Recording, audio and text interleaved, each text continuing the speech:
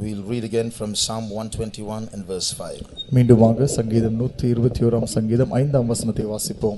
கர்த்தர் உன்னை காக்கிறவர், கர்த்தர் உன் வலது பக்கத்திலே உனக்கு நிழலாய் இருக்கிறார். The Lord is the keeper, the Lord is the shade upon the right hand. Praise the Lord. கர்த்தருக்கு ஸ்தோத்திரம். These days we are studying the word of God under the central theme strategy. இந்த நாட்களிலே போர்த்தந்திரம் என்கிறதான மைய பொருளின் கீழ் நாம் கர்த்தருடைய வார்த்தையை படித்துக் கொண்டிருக்கிறோம். Although that word has many meanings, it is generally a war term. அந்த வார்த்தைக்கு பல அர்த்தங்கள் இருப்பினும் அது பொதுவாக ஒரு யுத்தத்திலே பயன்படுத்தப்படுகிறதான வார்த்தை.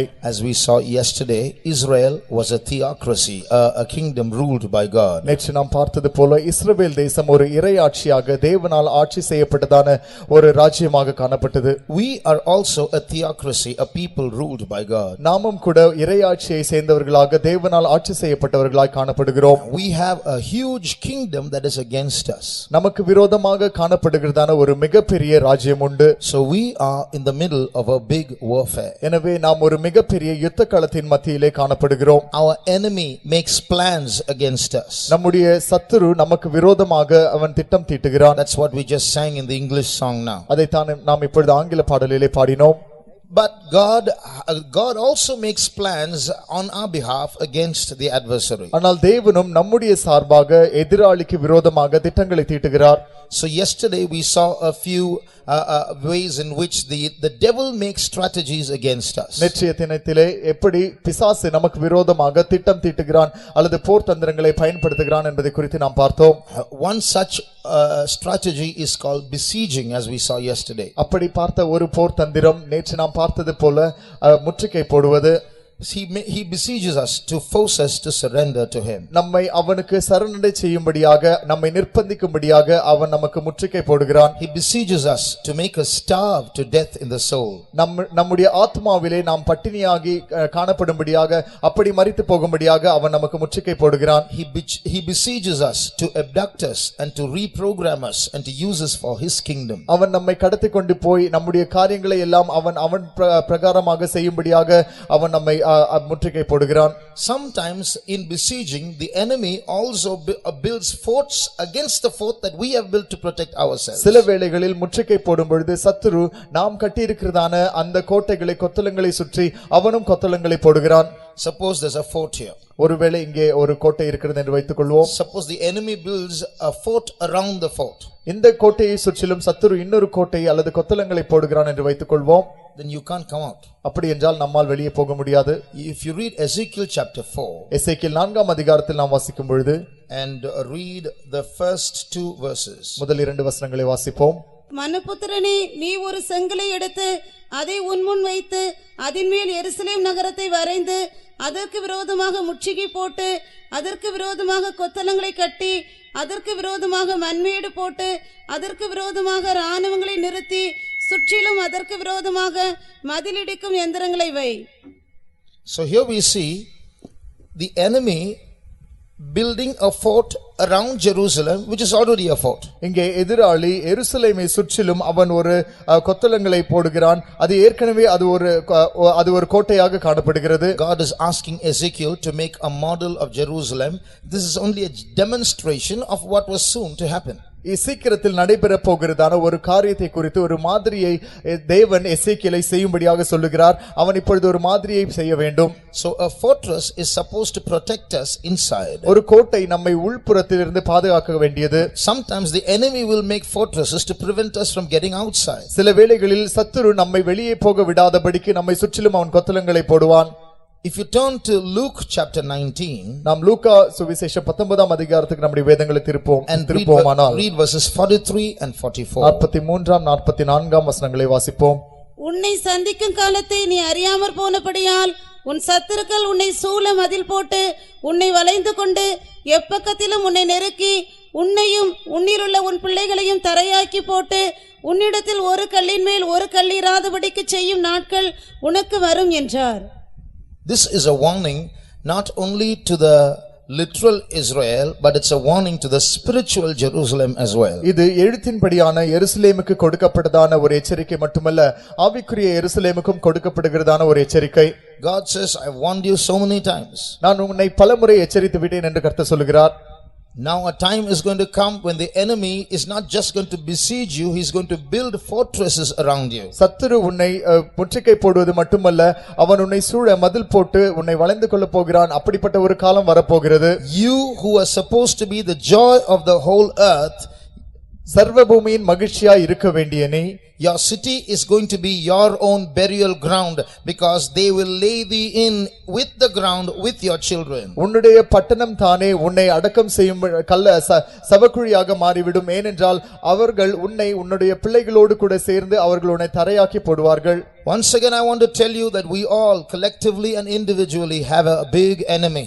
மீண்டுமாக நான் உங்களுக்கு சொல்லிக் கொள்கிறேன், நாம் அனைவருக்கும் சேர்ந்து பொதுவான ஒரு மிகப்பெரிய எதிராளி உண்டு. He is more cunning, more powerful, more experienced than all of us. நம் அனைவரை காட்டிலும் அவன் மிகவும் தந்திரமானவன், மிகவும் சக்தி வாய்ந்தவன், மிகவும் அனுபவம் வாய்ந்தவன். So he knows how to lay traps for us. எனவே அவனுக்கு நமக்கு எப்படி கண்ணிகளை வைக்க வேண்டும் என்று தெரியும். And he knows how to bury us alive. நம்மை எப்படி உயிரோடு புதைக்க வேண்டும் என்றும் அவனுக்கு தெரியும். He knows how to make Jerusalem, which is supposed to be the source of joy, into our burial ground. மகிழ்ச்சியின் உறைவிடமாக இருக்க வேண்டிய எருசலேமை எப்படி நம்முடைய சவக்குழியாக மாற்ற வேண்டும் என்று அவனுக்கு தெரியும். So how do we counter him? How do we face him when he comes? எனவே அவன் வரும்பொழுது நாம் அவனை எப்படி சந்திப்பது, எப்படி எதிர்த்தாக்குதல் நடத்துவது? This verse itself gives the answer. இந்த வசனம் தானே அதற்கான பதிலையும் கொடுக்கிறது. Jesus said, because you did not know the time of my visitation. இயேசு சொன்னார், உன்னை சந்திக்கும் காலத்தை நீ அறியாமற் போனபடியால். So there is a time called grace time for us individually and collectively. எனவே தனிப்பட்ட விதத்திலும் பொதுவாக மொத்தமாகவும் நம் அனைவருக்கும் கிருபையின் காலம் என்று ஒன்று உண்டு. It is a time when God appeals to us. அந்த காலத்திலே தேவன் நம்மை நோக்கி கூப்பிடுகிறதான நேரம். He stretches out his hand to us. அவர் தம்முடைய கரங்களை நம்மை நோக்கி நீட்டுகிறதான நேரம். He warns us. அவர் நம்மை எச்சரிக்கிறார். He gives us abundance of grace to face the trial in future. நமக்கு அளவுக்கு அதிகமான கிருபையை தந்து எதிர்காலத்தில் இருக்கிறதான சோதனைகளை சந்திக்கும்படியான கிருபைகளை தருகிறார். But if we do not realize or understand that time of God's visitation in our life, in our family, in our church, ஆனால் நம்முடைய ஜீவியத்திலே, நம்முடைய குடும்பத்திலே, நம்முடைய சபையிலே கர்த்தர் நம்மை சந்திக்கும் காலத்தை நாம் அறியாமல் போனால். one pastor once gave a description like this. ஒருமுறை ஒரு பாஸ்டர் இப்படியான ஒரு விளக்கத்தை கொடுத்தார். In some highways, some saplings are planted in the median, in the middle. சில சாலைகளில் இடையிலே, அந்த மீடியனிலே சில செடிகள் நடப்பட்டிருக்கும். Those saplings are very small, so cows can come and eat them up. அந்த செடிகள் மிகவும் சிறியவைகளாக இருக்கிறபடியால் மாடுகள் வந்து அவற்றை மேய்ந்து போடும். So what the government will do is they will put a cylindrical fence around that sapling so that the cow doesn't come and eat it up. எனவே அரசாங்கம் என்ன செய்யும் என்றால், அந்த செடியை சுற்றிலும் கம்பியினால், சிலிண்டர் போன்றதான வடிவத்திலே கம்பியினால் செய்யப்பட்டதான ஒரு பாதுகாவலை அதற்கு போடுவார், ஒரு வேலியை போடுவார்கள். But when that fence faces the scorching sun and rain, it gets rusted and after some time falls down. ஆனால் அந்த வேலியானது வெயிலையும் மழையும் அது தன் மீது தாங்கி கொஞ்சம் நாட்கள் கழித்து அது துருப்பிடித்து அதன் பின்பு அது கீழே விழுந்து விடும். Within that time that sapling should grow up. அந்த காலத்திற்குள்ளாக அந்த செடி வளர்ந்து விட வேண்டும். Sapling should grow so thick and so high that even if the cow comes and rubs itself against that tree now, nothing happens. அந்த செடி அதற்குள்ளாக அவ்வளவு தடிமனாகவும் அவ்வளவு உயரமாகவும் வளர்ந்து விட வேண்டும். அதற்குள்ளாக அதன் பிறகு மாடு வந்து அதன் மேல் தன்னை உரசினாலும் அது எந்தவித பாதிப்பும் அடையாத அளவிற்கு அது வளர்ந்து விட வேண்டும். So in that time of God's visitation, God will fence us. No enemy is permitted inside. கர்த்தர் நம்மை சந்திக்கிறதான அந்த காலத்திற்குள்ளாக தேவன் நம்மை சுற்றிலும் வேலி போடுவார். அந்த நாட்களிலே சத்துரு உள்ளே வர அனுமதி இல்லை. Like that God visited the Israelites so many times through his prophets, and finally he himself came down personally. அதுபோல கர்த்தர் இஸ்ரவேல் ஜனங்களை பல நேரங்களில் தம்முடைய தீர்க்கதரிசிகள் மூலமாக அவர் சந்தித்தார். கடைசியாக கர்த்தர் தாமே இறங்கி வந்தார். But they did not recognize him. ஆனால் அவர்கள் அவரை அறியவில்லை. Just like they were ignorant and not understanding God's word, rebelling against God. When the prophets came, they rebelled against God when he himself came. கர்த்தருடைய வார்த்தையை அவர்கள் தீர்க்கதரிசிகள் வந்தபொழுது விளங்கிக் கொள்ளாமல் அவர்களுக்கு விரோதமாக கலகம் செய்து முரட்டாட்டம் செய்தது போல கர்த்தர் தாமே இறங்கி வந்தபொழுதும் அவருடைய வார்த்தையை அவர்கள் விளங்கிக் கொள்ளாமல் அவருக்கு விரோதமாகவும் கலகம் செய்தார்கள். Even after Jesus gave this final warning about the enemy coming and besieging them, they still did not listen. சத்துரு வந்து அவர்களை சூழ மதில் போடுவான் என்பதை குறித்துதான இயேசு கொடுத்ததான இந்த கடைசி எச்சரிப்பின் பிறகும் அவர்களால் அவரை விளங்கிக் கொள்ள முடியவில்லை. There is a saying in English. ஆங்கிலத்தில் இப்படி ஒரு பழமொழி உண்டு.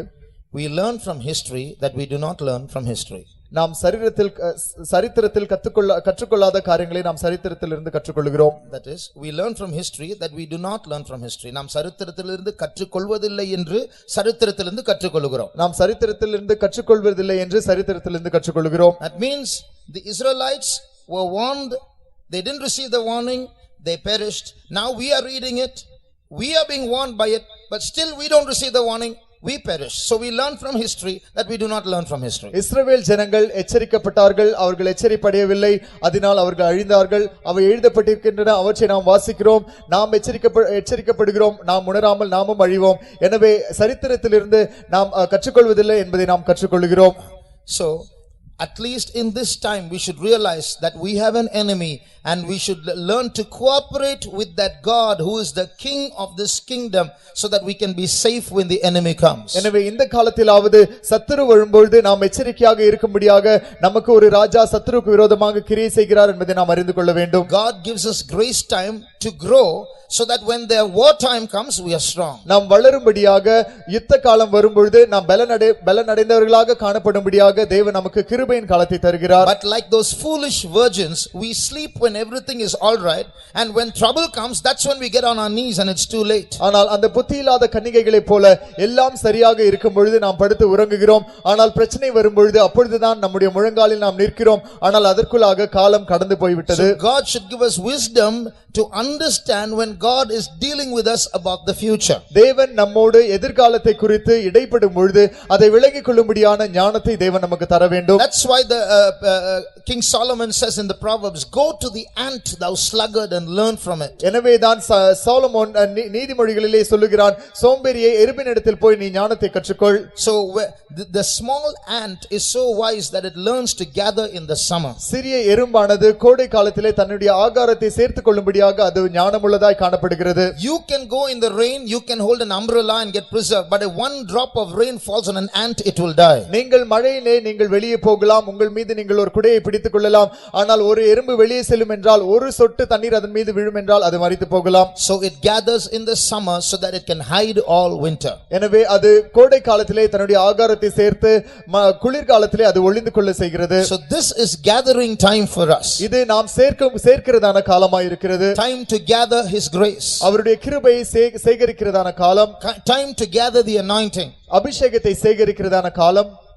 Time to gather the word. வார்த்தையை சேகரிக்கிறதான காலம். But if we sleep now, இப்பொழுது நாம் உறங்குவோம் என்றால், when the enemy comes we will not have power to resist him. எதிராளி வரும் பொழுது அவனை மேற்கொள்ளும்படியாக நம்முடையத்தில் சத்துவம் இருக்காது. Strictly speaking, when the enemy comes to lay siege against us, a real fort should actually know it in advance. உறுதியாக சொல்ல வேண்டும் என்றால், சத்துரு ஒரு கோட்டையை சுற்றிலும் கொத்தளம் போட வரும்பொழுது உண்மையான கோட்டையாக அது இருக்கும் என்றால் ஏற்கனவே அதை அவர்கள் அறிந்திருக்க வேண்டும். Because in fortresses there are normally periodical junctures where there are elevated portions where people stand watching. They are called towers. ஏனென்றால் கோட்டைகளில் அந்த கொத்தளங்களின் மீது அங்கங்கே சில இடைவெளி விடப்பட்டிருக்கும். அந்த கோபுரத்தின் மீது காவல்காரர்கள் நின்று அவர்கள் பார்த்து கொண்டிருப்பார்கள். So those towers are all around the fort, so that if these enemies come in any direction, the man on the tower spots them. அந்த கோட்டையை சுற்றிலும் எல்லா இடங்களிலும் அங்கங்கே அந்த இடைவெளி விடப்பட்டிருக்கும். அங்கே காவல் காக்கிறவர்கள் சுற்றி நிற்பார்கள். எந்த திசையிலிருந்து சத்துரு வந்தாலும் அந்த மனிதன் அதை பார்க்கக்கூடியதா இருக்க வேண்டும். So even while they bring the bricks to set up the fort against this fort, they will be known. இந்த கோட்டையை சுற்றிலும் மற்றொரு கோட்டையை கட்டும்படியாக அவர்கள் செங்கற்களை கொண்டு வரும்பொழுதே அவர்கள் அதை அறிந்து கொள்ளக்கூடியதா இருக்கும். But still somehow the enemy manages to build the fort. ஆனால் இருப்பினும் சத்துரு எப்படியோ அந்த கோட்டையை கட்டி விடுகிறான். Why? ஏன்? The watchmen are sleeping. காவற்காரர்கள் தூங்கிக் கொண்டிருக்கிறார்கள். So what are these towers? இந்த கோபுரங்கள் என்ன? These towers are various kinds of prayer that we have in our church. இந்த கோபுரங்கள் நம்முடைய சபையிலே காணப்படுகிறதான பலவிதமான ஜெபங்கள்.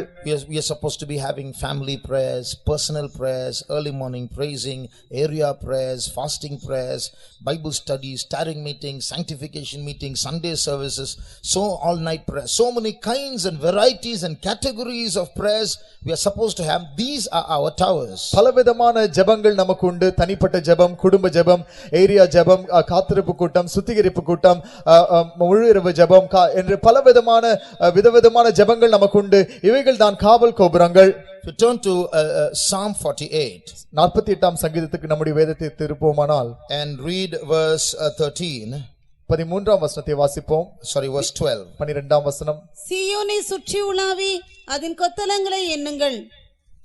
So here we read, walk about Zion and count her towers. In English it says count her towers. இங்கே நாம் வாசிக்கிறோம் சீயோனை சுற்றி உலாவி அதன் கொத்தளங்களை எண்ணுங்கள், ஆங்கிலத்திலே அதன் கோபுரங்களை எண்ணுங்கள் என்று சொல்லப்பட்டிருக்கிறது. So around those fortresses there are many towers. So God is boasting about those towers. Go and count those towers. அந்த கோட்டைகளை கொத்தளங்களை சுற்றிலும் பல கோபுரங்கள் உண்டு என்பதை குறித்து தேவன் பெருமிதம் கொள்கிறார். நீங்கள் போய் அந்த கோபுரங்களை எண்ணி பாருங்கள். So when a church has different kinds of prayers, they are the towers of that church. எனவே ஒரு சபைக்கு பலவிதமான ஜெபங்கள் இருக்கும் என்றால் அந்த ஜெபங்கள் தான் அந்த சபையினுடைய பலவிதமான கோபுரங்களாக காணப்படுகின்றன. But if those who are on the towers are sleeping or there's no one on that tower, then when the enemy builds fortresses, it will go unnoticed. ஆனால் அந்த கோபுரங்களின் மேல் ஆள் இல்லாமல் போகும் என்றால் அல்லது அதன் மீது காவற்காரர்கள் தூங்கிக் கொண்டிருப்பார்கள் என்றால் சத்துரு நம்மை சுற்றிலும் கொத்தளங்களை போடும் பொழுது அது அறியப்படாமற் போகும். So we need to be woken out of our sleep and learn what is going on. நம்முடைய தூக்கத்திலிருந்து நாம் எழுப்பப்பட்டு நம்மை சுற்றிலும் நடைபெறுகிறதான காரியங்களை நாம் அறிந்து கொள்ள வேண்டியிருக்கிறது. At this stage I would like to go to another strategy of the enemy. இந்த நிலையிலே சத்துருவினுடைய மற்றொரு போர் தந்திரத்திற்கு நான் கடந்து போக விரும்புகிறேன். The strategy that we saw till now is the besieging strategy. இதுவரை நாம் பார்த்ததான போர் தந்திரம் முற்றுகை போடுவது. The next strategy is what I call the wine shop strategy. அடுத்த போர் தந்திரம் நான் அழைப்பது அது மதுபான கடையின் போர் தந்திரம். If you turn to Isaiah chapter 56. ஏசாயா 56ஆம் அதிகாரம் and read verses 9 to 12. 9ஆம் வசனம் முதல் 12ஆம் வசனம் வரை வாசிப்போம். வெளியில் சஞ்சரிக்கிற சகல மிருகங்களே, காட்டிலுள்ள சகல மிருகங்களே, பட்சிக்க வாருங்கள்.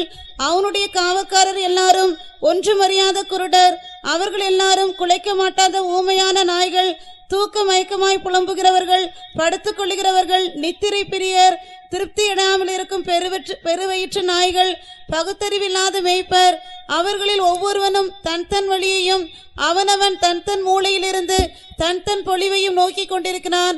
வாருங்கள், திராட்சரசத்தை கொண்டு வருவேன், மதுவை குடிப்போம், நாளைய தினம் இன்றைய தினம் போலவும் இதற்கு அதிகமாகவும் இருக்கும் என்பார்கள்.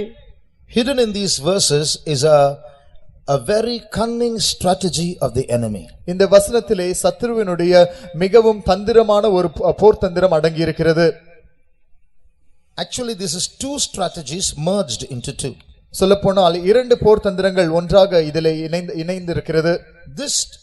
In this verses there are two categories of demons. இந்த வசனங்களிலே இரண்டு ரகமான பிசாசுகள் இருக்கின்றன. Once one pastor heard this from a saved magician. ஒருமுறை ஒரு பாஸ்டர் அவர்கள் ஒரு ரட்சிக்கப்பட்டதான ஒரு மந்திரவாதியின் இடத்திலிருந்து இந்த காரியத்தை கேள்விப்பட்டார். That saved magician said that when magic is done against a Christian, ரட்சிக்கப்பட்டதான அந்த மந்திரவாதி ஒரு கிறிஸ்தவருக்கு விரோதமாக மந்திரம் செய்யப்படும் பொழுது நடைபெறுகிற காரியத்தை சொன்னார். Sometimes that demon cannot get past get into the house because that house is a praying house. சில வேளைகளில் பிசாசினால் அந்த வீட்டிற்குள்ளாக பிரவேசிக்க முடியாமற் போகிறது. காரணம் என்னவென்றால் அந்த வீட்டில் உள்ளவர்கள் ஜெபிக்கிறவர்களாக இருக்கிறார்கள். Because of that it is secure. There are angels watching them. There is fire around the house. அது நிமித்தமாக அவர்கள் பாதுகாக்கப்பட்டிருக்கிறார்கள். அவர்களை சுற்றிலும் தேவதூதர்கள் காவலாய் இருக்கிறார்கள். அவர்களை சுற்றிலும் அக்கினி எரிந்து கொண்டிருக்கிறது. So those demons come back. எனவே அந்த பிசாசுகள் திரும்பி வருகின்றன. Then what the magician will do? அப்பொழுது மந்திரவாதி என்ன செய்வான் என்றால் he will send poltergeists, small demons that will first disturb the house and cause fights, cause sleep, cause disturbances that will reduce their prayer. அவன் உடனடியாக அவன் குட்டி சாத்தான்களை அனுப்புவான். அவைகள் போய் அந்த குடும்பத்தில் உள்ளவர்களை தொந்தரவு செய்து அவர்களை திசை திருப்பி அவர்களுக்குள்ளே தூக்கத்தையும் அவர்களுக்குள்ளே சண்டையும் இது போன்றதான காரியங்களை உண்டாக்கி இதன் நிமித்தமாக ஜெபத்தை குறைத்துவிடும். After the prayer decreases, the fence breaks or the security is lost. ஜெபம் குறைந்த உடனே அவர்களை சுற்றி இருந்ததான அந்த வேலி உடைக்கப்பட்டிருக்கிறது அல்லது அவர்கள் பாதுகாவல் குறைந்து போகிறது. After that these big demons will come and ruin that house. அதன் பிறகு இந்த பெரிய பிசாசுகள் வந்து அந்த குடும்பத்தை சீரழித்து விடும். Same thing you see in these verses. அதே காரியங்களை நாம் இந்த வசனங்களிலே பார்க்கிறோம். So in this hidden in these four verses you will see first there are some big demons waiting Before that, some small demons go and disturb the children of God. இந்த 4 வசனங்களிலே நாம் பார்க்கிற காரியம் என்றால் சில பெரிய பிசாசுகள் அவைகள் காத்து நிற்கின்றன. அதற்கு முன்பாக சில குட்டி சாத்தான்கள் அவைகள் போய் தேவனுடைய ஜனங்களை அவைகள் தொந்தரவு செய்து அவர்களுடைய பாதுகாவலை குறைத்து விடுகின்றன. அதன் பிறகு இந்த பெரிய பிசாசுகள் உள்ளே பிரவேசிக்கின்றன. Those big demons are in verse 9. They are called the beasts of the field and the beasts of the forest. அந்த பெரிய பிசாசுகளை குறித்து நாம் 9ஆம் வசனத்திலே வாசிக்கிறோம். அவைகள் காட்டிலே வெளியில் சஞ்சரிக்கிற சகல மிருகங்களும் காட்டிலுள்ள சகல மிருகங்களும் என்று வாசிக்கிறோம். So this strategy is a 5-step strategy. இந்த போர் தந்திரம் 5 நிலையில் உள்ளதான இந்த போர் தந்திரம். First, the small demons go and prepare the way for the big demons to come behind and attack. முதலாவதாக இந்த குட்டி பிசாசுகள் போய் பெரிய பிசாசுகள் வரும்படியாக வந்து தாக்குதல் நடத்தும்படியான வழியை ஆயத்தம் பண்ணுகின்றன. This is done in 5 stages. இது 5 படிகளாக செய்யப்படுகிறது. The first stage, முதலாவது நிலை observe. பார்த்து கொண்டிருப்பது. That means these demons will just go and watch. They won't do anything. Just watch their house. இந்த பிசாசுகள் அங்கே போய் அந்த வீட்டை அப்படியே கவனித்துக் கொண்டிருக்கும். அவைகள் ஒன்றும் செய்வதில்லை. Good angels and fallen angels have this habit of watching. நல்ல தூதர்களும் விழுந்து போன தூதர்களும் அவர்களுக்கு கவனித்து பார்க்கிறதான அந்த சுபாவம் உண்டு. In Daniel chapter 4, தானியேல் 4ஆம் அதிகாரத்திலே and verse 13, 13ஆம் வசனம், you read of a watcher angel. அங்கே கவனித்து பார்க்கிறதான ஒரு தூதனை குறித்து நாம் பார்க்கிறோம். In Tamil it is it's another term. Read it please. நான் படுத்திருக்கையில் என் தலையில் தோன்றின தரிசனங்களை காணும்போது காவலனாகிய பரிசுத்தவான் ஒருவன் வானத்திலிருந்து இறங்கி வர கண்டேன். So it's a watcher has that name to watch, but it has 2 meanings. அங்கே காவலாளனாகிய ஒருவன் என்று பார்க்கிறோம். ஆனால் அதற்கு 2 அர்த்தங்கள் உண்டு. An angel watches for outside enemies, ஒரு தேவதூதன் வெளியிலிருந்து வருகிறதான சத்துருக்களை பார்க்கும்படியாக காவல் காக்கிறான். but also watches children of God and prevents them from going astray. ஆனால் தேவனுடைய ஜனங்களை காவல் காத்து அவர்கள் வழி விலகி போகாதபடி அவர்களை காக்கிறான். So they are watching angels. They will watch. எனவே அவர்கள் காவல் காக்கிறதான தூதர்கள். They observe. அவர்கள் கவனித்து பார்க்கிறதான தூதர்கள். So angels and fallen angels also have this habit of observing. தூதர்களும் விழுந்து போன தூதர்களும் இந்த கவனித்து பார்க்கிறதான சுபாவத்தை உடையவர்கள். If you turn to Matthew chapter 18 and verse 10, மத்தேயு சுவிசேஷம் 18ஆம் அதிகாரம் 10ஆம் வசனத்தில் வாசிக்கும் பொழுது, இந்த சிறியரில் ஒருவனையும் அற்பமாய் எண்ணாதபடிக்கு எச்சரிக்கையாயிருங்கள். அவர்களுக்குரிய தேவதூதர்கள் பரலோகத்திலே என் பரமபிதாவின் சமூகத்தை எப்போதும் தரிசிக்கிறார்கள் என்று உங்களுக்கு சொல்லுகிறேன். So here we read a special word. இங்கே ஒரு விசேஷமான ஒரு வார்த்தையை நாம் பார்க்கிறோம். We read in heaven their angels. பரலோகத்திலே அவர்களுடைய தூதர்கள் என்று நாம் வாசிக்கிறோம். All these small boys in the front. இங்கே முன்பாக உட்கார்ந்திருக்கிற சிறு பையன்கள், they don't know, but the Bible says those small girls there, the small boys here, they all have angels. This verse says. அவர்களுக்கு தெரியாது, ஆனால் வேதாகம் சொல்லுகிறது இங்கே உட்கார்ந்திருக்கிற சிறிய பையன்கள், பின்னால் உட்கார்ந்திருக்கிற சிறிய பெண்கள், அவர்களுக்குரிய தேவதூதர்கள் உண்டு என்று வேதம் சொல்லுகிறது. It's not simply some angel, it's called their angel. ஏதோ ஒரு தூதன் அல்ல, அவர்களுக்கு உரிய தேவதூதன் என்று வேதம் சொல்லுகிறது. When a baby is born, an angel is assigned for that baby. ஒரு குழந்தை பிறக்கிற பொழுது அந்த குழந்தைக்கென்று ஒரு தேவதூதன் கொடுக்கப்படுகிறார். Each one of you sitting here, you have what is called your angel looking after you. இங்கே அமர்ந்திருக்கிறதான ஒவ்வொருவருக்கும் உங்களுக்குரிய தூதன் உங்களை கவனித்து பார்த்து கொண்டிருக்கிறார்கள். That angel is there with you for 2 reasons. அந்த தேவதூதன் உங்களோடு 2 காரணங்களுக்காக இருக்கிறான். One, to protect you from your enemy. ஒன்று, உங்களை உங்கள் சத்துருக்களிடத்திலிருந்து பாதுகாக்கும்படியாக. You know, we all know about this poltergeist demon. நம் அனைவருக்கும் இந்த குட்டி சாத்தான்களை பற்றி தெரியும். This poltergeist demon is only about 9 inches tall, that's all. இந்த குட்டி சாத்தான்கள் வெறும் 9 இன்ச் அளவுதான் உயரமாய் இருக்கும். Not even 1 foot. ஒரு அடி கூட இருப்பதில்லை.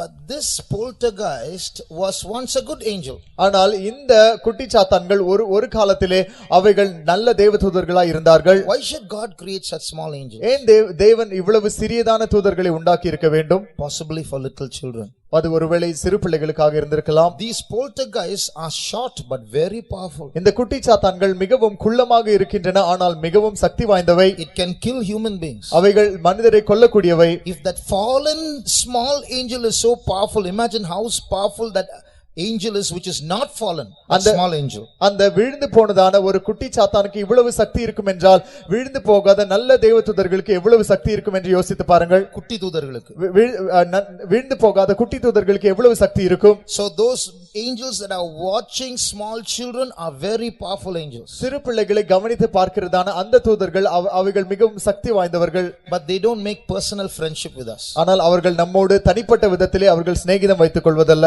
You can't talk to them, they won't talk to you also. அவர்களோடு நீங்கள் பேசவும் முடியாது, அவர்களும் நம்மோடு பேச மாட்டார்கள். A few weeks ago I went to the house of a superintendent of police. சில வாரங்களுக்கு முன்பாக ஒரு போலீஸ் சூப்பரிண்டெண்டன்ட் உடைய வீட்டுக்கு நான் சென்றிருந்தேன். All his servants are all police. அவருடைய வேலைக்காரர்கள் எல்லாரும் போலீஸ்காரர்கள். Cook is a policeman. சமையல்காரர் ஒரு போலீஸ்காரர். So when we went to the house, the police were serving us. அந்த வீட்டிற்கு நாங்கள் சென்ற பொழுது போலீஸ்காரர்கள் எங்களுக்கு ஆகாரம் பரிமாறினார்கள். They cooked the food and they brought it to us and they served us. So it was quite an honor for policemen to come and serve us. அவர்கள் ஆகாரத்தை சமைத்து அவர்களே ஆகாரத்தை கொண்டு வந்து அவர்களே பரிமாறினார்கள். அவர்களால் பரிமாறப்படுவது ஒரு கனத்துக்குரிய காரியமா இருந்தது. And after we got into the car, they all saluted us. அதன் பிறகு நாங்கள் காருக்குள்ளே ஏறி உட்கார்ந்த பொழுது அவர்கள் எங்களுக்கு சல்யூட் வைத்தார்கள். But when I realized one thing. ஆனால் ஒரு காரியத்தை நான் உணர்ந்து கொண்டேன். Those police are saluting us and serving us because we are with that superintendent. அந்த போலீஸ்காரர்கள் எங்களுக்கு ஆகாரத்தை பரிமாறி எங்களுக்கு சல்யூட் செய்தது அனைத்திற்குரிய காரணம் என்னவென்றால் நாங்கள் அந்த சூப்பரிண்டெண்டன்ட்டோடு இருப்பதுதான். But if we go out and transgress the rules of the law, the same policeman who saluted us will come with a lathi in his hand. ஆனால் அதே போலீஸ்காரர் நாங்கள் அந்த வீட்டை விட்டு வெளியே போய் அதன் பிறகு நாங்கள் சட்டத்தை மீறி ஏதாவது செய்வோம் என்றால் எங்களுக்கு சல்யூட் செய்ததான அதே போலீஸ்காரர் தன்னுடைய கையிலே லத்தியோடு வந்து விடுவார். In the same way, அதே போல these powerful angels are assigned to guard us because we are under the kingdom of God. நாம் தேவனுடைய ராஜ்யத்துக்கு உட்பட்டவர்களாக இருக்கிறபடியால் நம்மை காவல் செய்யும்படியாக இந்த காவற்தூதர்கள் ஏற்படுத்தப்பட்டிருக்கிறார்கள். But if we run away from God, the same angels will stand with a sword in their hands. ஆனால் நாம் தேவனை விட்டு ஓடி போவோம் என்றால் அதே தூதர்கள் தங்களுடைய கையிலே பட்டயத்தோடு நின்று கொண்டிருப்பார்கள். So see, once one sister testified. ஒருமுறை ஒரு சகோதரி சாட்சி சொன்னார்கள். She saw a dream. அவர்கள் ஒரு சொப்பனம் கண்டார்கள். When she was praying, அவர்கள் ஜெபித்துக் கொண்டிருக்கும் பொழுது not a dream, she saw a vision. அவர்கள் ஒரு தரிசனத்தை கண்டார்கள். An angel was standing in her room. ஒரு தேவதூதன் அவர்களுடைய அறையிலே நின்று கொண்டிருந்தான். This angel seems to be there in that house for many days. இந்த தேவதூதன் பல நாட்களாக அந்த வீட்டிலேயே இருப்பது போல் இருந்தது. Suddenly another angel came down into that house. திடீரென்று அந்த வீட்டிற்குள்ளே வேறொரு தேவதூதன் இறங்கி வந்தான். And started talking to the other that angel that is in the house. இங்கே ஏற்கனவே அந்த வீட்டில் இருந்ததான அந்த தேவதூதனோடு பேச ஆரம்பித்து விட்டான். The angel that came with a notepad and a pen. இறங்கி வந்ததான தேவதூதன் தன்னுடைய கையிலே ஒரு கையேடோடும் ஒரு பேனாவோடும் வந்திருந்தான். Do the inmates of the family get up for praising every morning? இந்த குடும்பத்தை சேர்ந்தவர்கள் ஒவ்வொரு நாளும் காலையிலே ஸ்தோத்திர ஜெபத்திற்காக அவர்கள் எழுந்திருக்கிறார்களா? Yes. Then the second angel ticked in the notebook. அந்த இரண்டாவது தேவதூதன் அந்த கையேட்டிலே அவன் ஒரு டிக் மார்க் போட்டான். Do they fast regularly? அவர்கள் தவறாமல் உபவாசிக்கிறார்களா? Yes. Tick. இரண்டாவது tick. Like this, the second angel came and asked a list of questions, took the notepad back and went away. இது போல இந்த இரண்டாவது தேவதூதன் ஒரு லிஸ்ட் கேள்விகளை கேட்டு அதன் பிறகு அதனுடைய பதிலை பெற்றுக்கொண்டு அவன் அந்த கையேடோடு போய்விட்டான். Is it possible? அது நடக்குமா? If you read Revelation chapter 20 and verse 12, வெளிப்படுத்தல் 20ஆம் அதிகாரம் 12ஆம் வசனத்திலே நாம் வாசிக்கும் பொழுது மரித்தோராகிய சிறியோரையும் பெரியோரையும் தேவன் முன்பாக நிற்க கண்டேன். அப்பொழுது புஸ்தகங்கள் திறக்கப்பட்டன. ஜீவ புஸ்தகம் என்னும் வேறொரு புஸ்தகம் திறக்கப்பட்டது. அப்பொழுது அந்த புஸ்தகங்களில் எழுதப்பட்டவைகளின்படியே மரித்தோர் தங்கள் கிரியைகளுக்கு தக்கதாக நியாய தீர்ப்படைந்தார்கள். Now written in these books are not what good people or Christians have done. இந்த புத்தகங்களில் எழுதப்பட்டிருப்பவைகள் நல்லவர்கள் அல்லது கிறிஸ்தவர்கள் செய்ததான காரியங்கள் அல்ல. These are words written about every deed of every human being who ever lived on earth. இவைகள் பூமியிலே இதுவரைக்கும் வாழ்ந்திருந்ததான ஒவ்வொரு நபருடைய ஒவ்வொரு செயல்களையும் குறித்து எழுதப்பட்டதான வார்த்தைகள். So it is quite natural that just like this woman, as this sister saw in a vision, reports are being extracted from every house about every individual and they are sent to heaven. எனவே இந்த சகோதரி பார்த்தது போல ஒவ்வொரு வீட்டிலிருந்தும் தகவல்கள் அறிக்கைகள் பெறப்பட்டு அவைகள் ஒவ்வொன்றும் பரலோகத்துக்கு அனுப்பப்பட்டு கொண்டிருக்கின்றன. That's why Jacob saw a vision of a ladder and angels ascending and descending from heaven and to heaven. எனவே தான் யாக்கோபு பரலோகத்துக்கும் பூமிக்கும் இடையே வைக்கப்பட்டிருக்கிறதான ஒரு ஏணியை கண்டான். தேவதூதர்கள் பூமியிலிருந்து பரலோகத்திற்கு ஏறுவதையும் பரலோகத்திலிருந்து பூமிக்கு இறங்குவதையும் அவன் கண்டான். whether you believe it or not, there are plenty of angels right now in this place. நீங்கள் அதை நம்புவீர்களோ இல்லையோ, ஆனால் இந்த இடத்தில் ஏராளமான தேவதூதர்கள் இந்த வேளையிலே காணப்படுகிறார்கள். And at least one of them is your angel. அவர்களில் ஒருவராது உங்களை சேர்ந்ததானது உங்களுக்குரிய தேவதூதராய் இருக்கிறார். Now all that you do and all that you do not do is being constantly recorded in books in heaven. நீங்கள் செய்ய தவறுகிற ஒவ்வொரு காரியங்களும் பரலோகத்தில் உள்ள புத்தகங்களிலே எழுதப்பட்டு கொண்டிருக்கின்றன. All that you are doing, all that you are not doing, which you think is a secret that nobody knows, is being recorded in heaven. நீங்கள் செய்து கொண்டிருக்கிற, நீங்கள் செய்யாமல் இருக்கிற ரகசியமான காரியங்கள் என்று நினைக்கின்றதான ஒவ்வொன்றும் பரலோகத்தில் அவை எழுதப்பட்டு கொண்டிருக்கின்றன. So that means there are angels that are watching you in secret which you yourself do not know. அதன் அர்த்தம் என்னவென்றால், உங்களை அறியாமலே நீங்கள் ரகசியமாய் செய்கிற காரியங்களை பார்க்கும்படியாக தேவதூதர்கள் உங்களை கவனித்துக் கொண்டிருக்கிறார்கள். So just like the evil angels watch, the good angels watch, the evil angels watch also. நல்ல தேவதூதர்கள் உங்களை கவனித்துக் கொண்டிருப்பது போல தீய தேவதூதர்களும் உங்களை கவனித்துக் கொண்டிருக்கிறார்கள். Now if you turn to Revelation chapter 12, வெளிப்படுத்தல் 12ஆம் அதிகாரத்திலே we in verse 10, 10ஆம் வசனத்தில் நாம் வாசிக்கிறோம். அப்பொழுது வானத்திலே ஒரு பெரிய சத்தம் உண்டாகி, இப்பொழுது ரட்சிப்பும் வல்லமையும் நமது தேவனுடைய ராஜ்யமும் அவருடைய கிறிஸ்துவின் அதிகாரம் உண்டாயிருக்கிறது. இரவும் பகலும் நம்முடைய தேவனுக்கு முன்பாக நம்முடைய சகோதரர் மேல் குற்றம் சுமத்தும் பொருட்டு அவர்கள் மேல் குற்றம் சாட்டுகிறவன் தள்ளப்பட்டு போனான். Here Satan, our arch enemy, is called the accuser of the brethren. இங்கே நம்முடைய பிரதான சத்துருவாகிய சாத்தான் சகோதரரை குற்றம் சாட்டுகிறவன் என்று அழைக்கப்படுகிறான். When you do something wrong, நீங்கள் தவறாக ஏதாவது செய்யும் பொழுது, when you get angry, நீங்கள் கோபப்படும் பொழுது, when you shout a bad word, நீங்கள் ஒரு கெட்ட வார்த்தையை சத்தமாக பேசும்போது, when you tell a lie, நீங்கள் ஒரு பொய் சொல்லும் பொழுது, when you make a very proud statement exalting yourself, நீங்கள் உங்களை நீங்களே உயர்த்தி மிகவும் பெருமையான ஒரு காரியத்தை சொல்லும் பொழுது, immediately, whether you realize it or not, may not be immediately, but very sooner or later, your fault is brought before heaven. You are accused in the court of heaven. நீங்கள் கவனிக்கிறீர்களோ இல்லையோ, ஆனால் அந்த உங்களுடைய குற்றம் பரலோகத்திலே உடனடியாக அல்லது சற்று நேரம் கழித்து தேவனுக்கு முன்பாக கொண்டு வரப்பட்டு அங்கே நீங்கள் குற்றம் சாட்டப்படுகிறீர்கள். Now how does Satan know when you get angry? நீங்கள் கோபப்படுவதை எப்படி சாத்தான் அறிந்து கொள்கிறான்? Satan is neither omniscient or omnipotent. சாத்தான் அனைத்தையும் அறிந்தவனும் அல்ல, அனைத்து இடத்திலும் ஒரே நேரத்தில் இருக்கக்கூடியவனும் அல்ல. He is not all powerful either. அவன் சர்வ வல்லமை படைத்தவனும் அல்ல. So if you turn to Job chapter 1, யோபு 1ஆம் அதிகாரத்திற்கு நாம் வேதத்தை திருப்புவோம் என்றால், in verse 7, 7ஆம் வசனத்திலே, கர்த்தர் சாத்தானை பார்த்து, நீ எங்கே இருந்து வருகிறாய் என்றார். சாத்தான் கர்த்தருக்கு பிரதியுத்தரமாக, பூமி எங்கும் உலாவி அதில் சுற்றி திரிந்து வருகிறேன் என்றான். God is everywhere at the same time. தேவன் ஒரே நேரத்தில் எல்லா இடங்களிலும் நிரம்பி இருக்கிறார். That's the meaning of omnipresent. அதுதான் அனைத்து இடத்திலும் தேவன் இருக்கிறார் என்பதன் அர்த்தம். There is no place where God is not there. தேவன் இல்லாத ஒரு வெற்றிடம் இல்லை. But Satan is not like that. ஆனால் சாத்தான் அப்படி அல்ல. Here we read, Satan goes from place to place. Where have you been? I have been walking to and fro, up and down throughout the whole earth. இங்கே சாத்தான் ஒவ்வொரு இடத்திற்கும் போய் வருகிறான் என்பதை நாம் பார்க்கிறோம். நீ எங்கே இருந்து வருகிறாய் என்று கர்த்தர் கேட்டபொழுது, அவன் பூமி எங்கும் உலாவி அதில் சுற்றி திரிந்து வருகிறேன் என்று சொன்னான். God is here and in America at the same time. But if Satan is here, he can't be in America. தேவன் ஒரே நேரத்திலே இங்கேயும் அமெரிக்காவிலும் காணப்படுகிறார். ஆனால் சாத்தான் இங்கே இருப்பான் என்றால் அவனால் அமெரிக்காவில் அதே நேரத்தில் இருக்க முடியாது. So if Satan is in America and you get angry here, how does he know it? இப்பொழுது சாத்தான் அமெரிக்காவில் இருப்பான் என்றால் நீங்கள் இங்கே கோபப்படுவீர்கள் என்றால் எப்படி அவனுக்கு அது தெரிய வருகிறது? He has his emissaries, his agents who are watching us all the time, just like the good angels send reports. These evil angels are also sending reports so that we can be accused in heaven. அவனுடைய ஆட்கள், அவனுடைய பிரதிநிதிகளை அவனுடையவனாய் இருக்கிறான். எப்படி நல்ல தேவதூதர்கள் உங்களை குறித்ததான அறிக்கைகளை அனுப்பி கொண்டிருக்கிறார்களோ அப்படியே இவர்களும் உங்களை குறித்ததான அறிக்கைகளை சாத்தானுக்கு அனுப்பி கொண்டிருக்கிறார்கள்.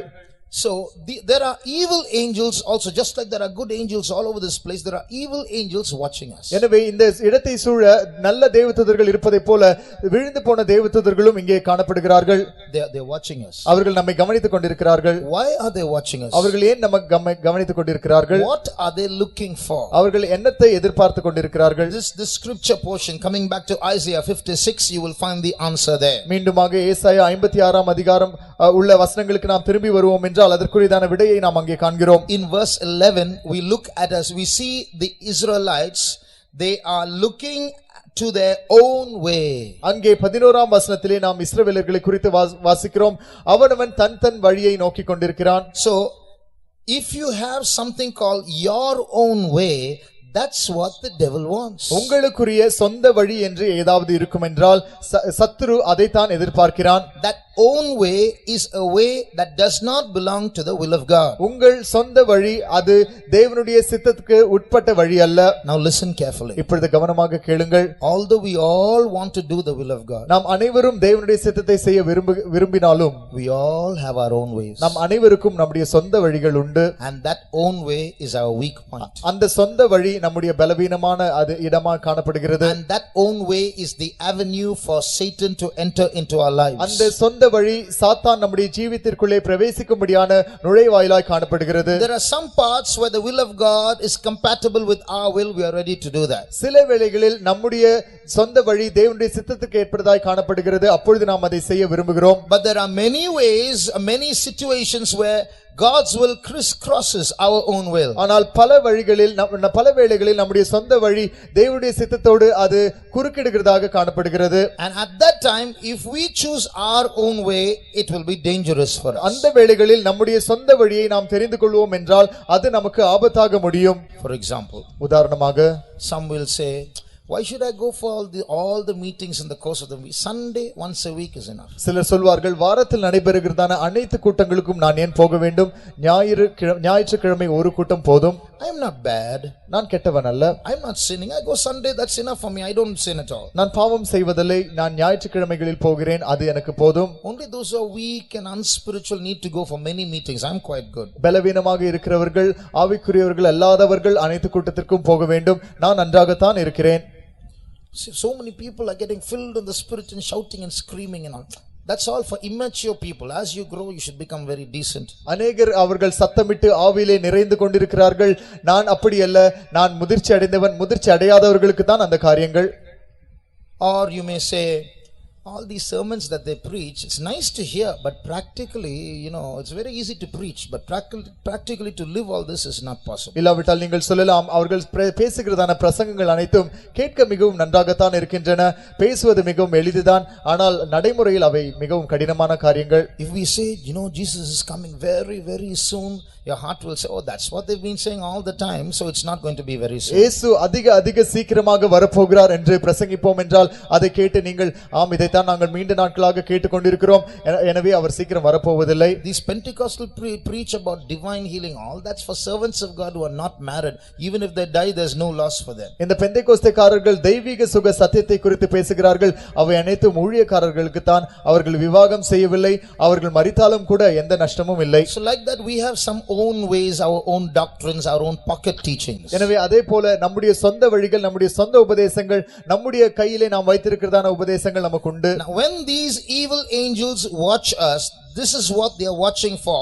What own way or ways do we have? இந்த விழுந்து போனதான தூதர்கள் நம்மை கவனித்துக் கொண்டிருக்கும் பொழுது அவைகள் பார்க்கின்ற காரியம் என்னவென்றால் நம்மிடத்திலே காணப்படுகிற சொந்த வழி அல்லது சொந்த வழிகள் எவை இருக்கின்றன. So they are watching you right now as we live, as we sit, as we walk. They are watching us. அவர்கள் இப்பொழுதே நம்மை தொடர்ந்து கவனித்துக் கொண்டிருக்கிறார்கள். நாம் நடக்கும் பொழுது, நாம் உட்காரும் பொழுது, நாம் ஜீவிக்கிற பொழுது அவர்கள் நம்மை கவனித்துக் கொண்டே இருக்கிறார்கள். Many of us are full of our own ways. நம்மில் அநேகர் நம்முடைய சொந்த வழிகளால் நிரம்பி காணப்படுகிறோம். In fact, sometimes we try to twist God's will into fitting with our will. உண்மையில் சில வேளைகளில் நாம் தேவனுடைய சித்தத்தை நம்முடைய சொந்த வழிகளுக்குள்ளே அது உட்படும்படியாக அந்த விதத்தில் நாம் அதை திரிக்க முயற்சிக்கிறோம். So we can, with a good conscience walk in our own way. ஒரு நல்ல மனசாட்சியோடு கூட நாம் நம்முடைய சொந்த வழியில் நடக்கும்படியாக. All these things become dangerous. That's we like it, but the devil likes it also. இவை அனைத்தும் மிகவும் ஆபத்தான காரியங்களாய் முடிகின்றன. காரணம் என்னவென்றால் நாம் அவற்றை விரும்புகிறோம், பிசாசும் அதை விரும்புகிறான். We have all been born with our own ways. நாம் அனைவரும் நம்முடைய சொந்த வழிகளிலே பிறந்திருக்கிறோம். That's called sin.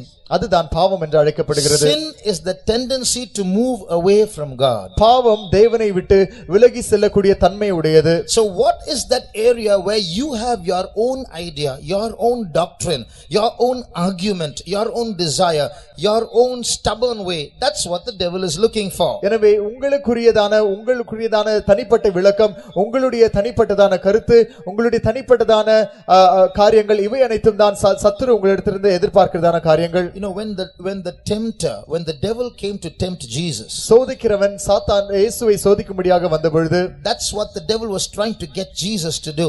அதுதான் பிசாசு இயேசுவை செய்யும்படியாக முயற்சி செய்து கொண்டிருந்தான். Jesus had a very strong point. இயேசு மிகவும் உறுதியாக காணப்பட்டார். You know, he had a very strong point. அவரிடத்தில் மிக உறுதியான விஷயம் இருந்தது. What is that? அது என்ன? He always did what the Father told him to. அவர் எப்போதும் பிதா என்ன சொன்னாரோ அதையே செய்தார். Although he was co-equal with God, all powerful by himself, he chose to submit those powers and be obedient to God. அவர் தேவனுக்கு சமமானவராய் இருந்து அவரை போன்ற சகல வல்லமைகளும் படைத்தவராய் இருப்பினும் அவர் தாமே தேவனுக்கு கீழ்ப்படிந்து இருக்கும்படியாக தம்மை தாமே ஒப்புக்கொடுத்தார். But in every temptation, Satan was trying to get Jesus to do something independently without consultation with the Father. ஆனால் ஒவ்வொரு சோதனையிலும் பிசாசு இயேசுவை தாமாகவே பிதாவினிடத்தில் அவரை கேட்காமல் தாமாகவே ஏதாவது ஒரு காரியத்தை சுயமாக செய்ய முயற்சிக்கும்படியாக செய்தான். You say you're the son of God.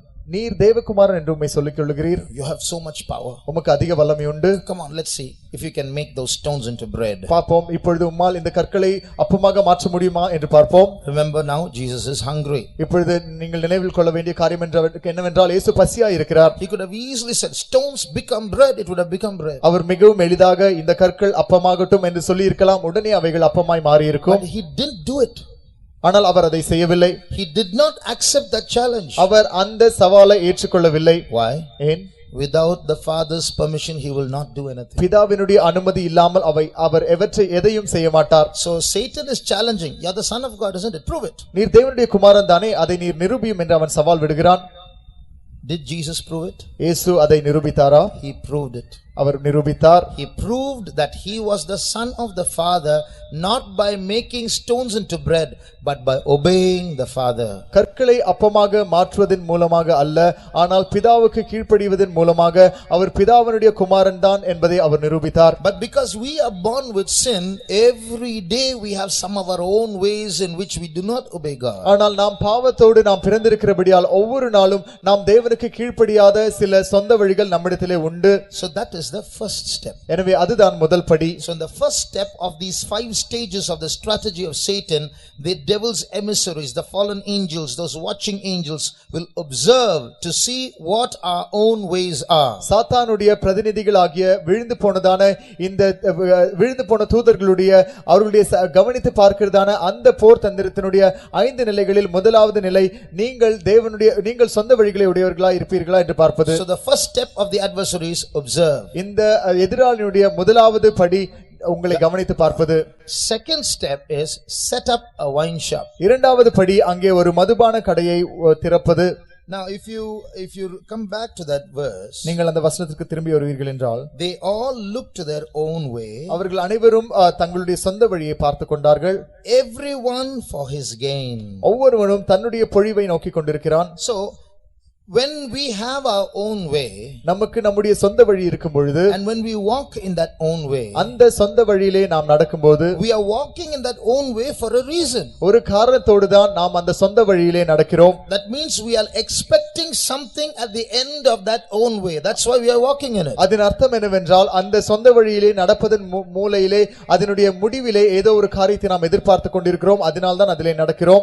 That is called gain in this verse 11. அதுதான் இந்த 11 வசனத்திலே லாபம் அல்லது பொழிவு என்று நாம் வாசிக்கிறோம். In verse 12 that gain is called wine. 12 வசனத்திலே அந்த பொழிவு மது என்று நாம் பார்க்கிறோம். In other words, you walk in your own way because of at the end of that way there is something that makes you happy, which verse 11 calls gain and verse 12 calls wine.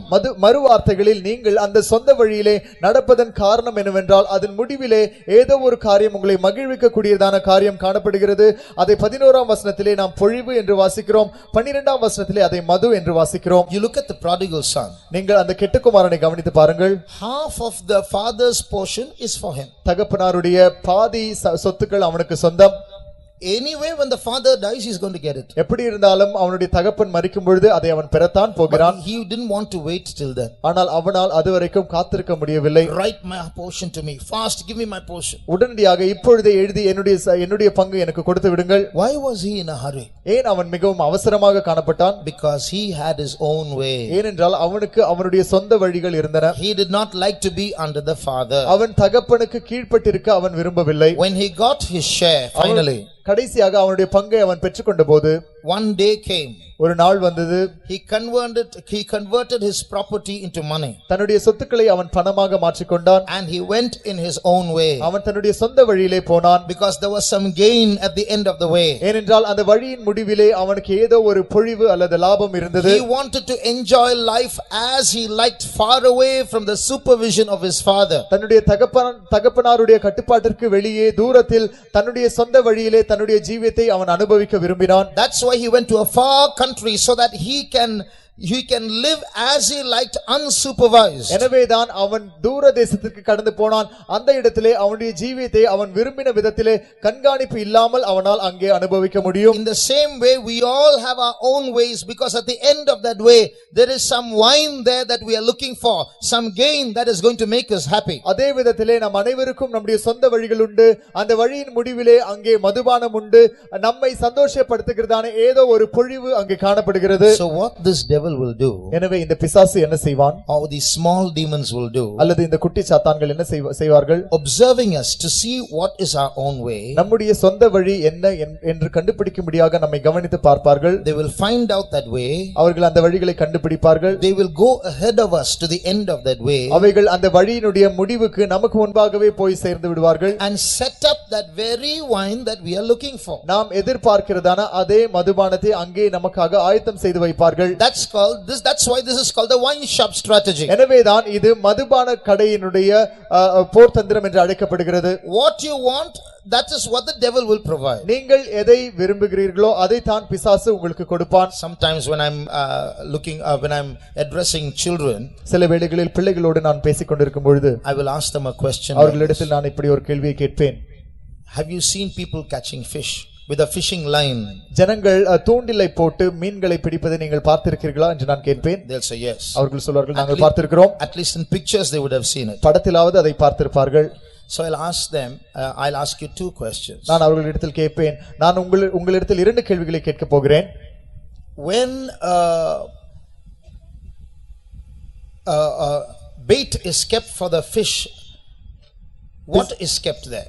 மீனுக்காக தூண்டிலே என்ன பொருள் வைத்து அங்கே தூண்டில் போடப்படுகிறது? So they will say a small fish or a worm or something like that. அவர்கள் சொல்வார்கள் ஒரு சிறிய மீனை வைப்பார்கள், இல்லாவிட்டால் ஒரு புழுவை வைப்பார்கள் என்று சொல்வார்கள். So I'll tell them, why don't you keep a 5-star there? Why do you keep a small fish or a worm? அங்கே நான் அவர்களிடத்தில் கேட்பேன், ஏன் நீங்கள் ஒரு 5-star சாக்லேட்டை வைக்க கூடாது? ஏன் ஒரு சிறு புழுவையோ அல்லது ஒரு சிறு மீனையோ வைக்க வேண்டும்? So they will say, a fish doesn't eat 5-star. அப்பொழுது அவர்கள் சொல்வார்கள் மீன்கள் 5-star சாப்பிடுவதில்லை. So I told them, then remember this one point. அப்பொழுது நான் அவர்களிடத்தில் சொன்னேன், நீங்கள் இந்த ஒரு கருத்தை நீங்கள் நினைவில் கொள்ளுங்கள். You like 5-star, but a fish doesn't like 5-star. உங்களுக்கு 5-star பிடிக்கும், ஆனால் மீனுக்கு 5-star பிடிக்காது. So to catch a fish, give what the fish likes. ஒரு மீனை பிடிக்க வேண்டும் என்றால் மீனுக்கு என்ன தேவையோ அதை கொடுக்க வேண்டும். That's point 1. அது முதலாவது கருத்து. In the same way, அதே போல to catch you, give what you like. உங்களை பிடிக்கும்படியாக உங்களுக்கு எது தேவையோ அது கொடுக்கப்படும். எது பிடித்ததோ, எது பிடிக்குமோ அது கொடுக்கப்படும். That's the point, the first point. அதுதான் முதலாவது விஷயம். I asked them the second question. அவர்களிடத்தில் நான் இரண்டாவது கேள்வியை கேட்டேன். Okay, you said to catch a fish you need a worm or of a small fish. நீங்கள் சொன்னீர்கள் ஒரு மீனை பிடிக்க வேண்டும் என்றால் ஒரு சிறு மீனோ அல்லது ஒரு புழுவோ தேவை என்று நீங்கள் சொன்னீர்கள். Now that man who goes to catch that fish, why does he have to have a huge stick and a huge string and a hook at the end of it? Why doesn't he hold that worm in his hand and then dip it in the water and wait for the fish to come, big fish to come? இந்த மீனை பிடிக்க போகிறதான தூண்டில் போடுகிறதான அந்த நபர் மீனை பிடிக்க போகும்பொழுது ஏன் அவனிடத்தில் ஒரு நீளமான கொம்பு இருக்க வேண்டும்? ஏன் அவனிடத்தில் நீளமான அந்த தூண்டில் நூல் காணப்பட வேண்டும்? ஏன் அந்த தூண்டிலின் முனையிலே அவனிடத்தில் அங்கே ஒரு கொக்கி காணப்பட வேண்டும்? ஏன் அவன் அந்த மீனை அல்லது புழுவை தன்னுடைய கரத்தில் பிடித்து அப்படியே தன்னுடைய விரலை தண்ணீருக்குள்ளே ஏன் அவன் நனைத்து வைக்க கூடாது? So they will say the fish will get scared. அப்பொழுது அவர்கள் சொல்வார்கள் மீன்கள் அதை பார்த்து பயந்துவிடும். I said yes, when the fish comes near that worm, it will see your big face and run away. அப்பொழுது நான் சொன்னேன் ஆம், அந்த மீன்கள் அந்த புழுவினிடத்தில் கிட்டே வரும்பொழுது அவைகள் அங்கே ஒரு மிகப்பெரிய முகத்தையும் பார்ப்பார்கள். அவைகள் அதை பார்த்த உடனே பயந்து ஓடி விடுவார்கள். So what is the second point? எனவே இரண்டாவது கருத்து என்ன?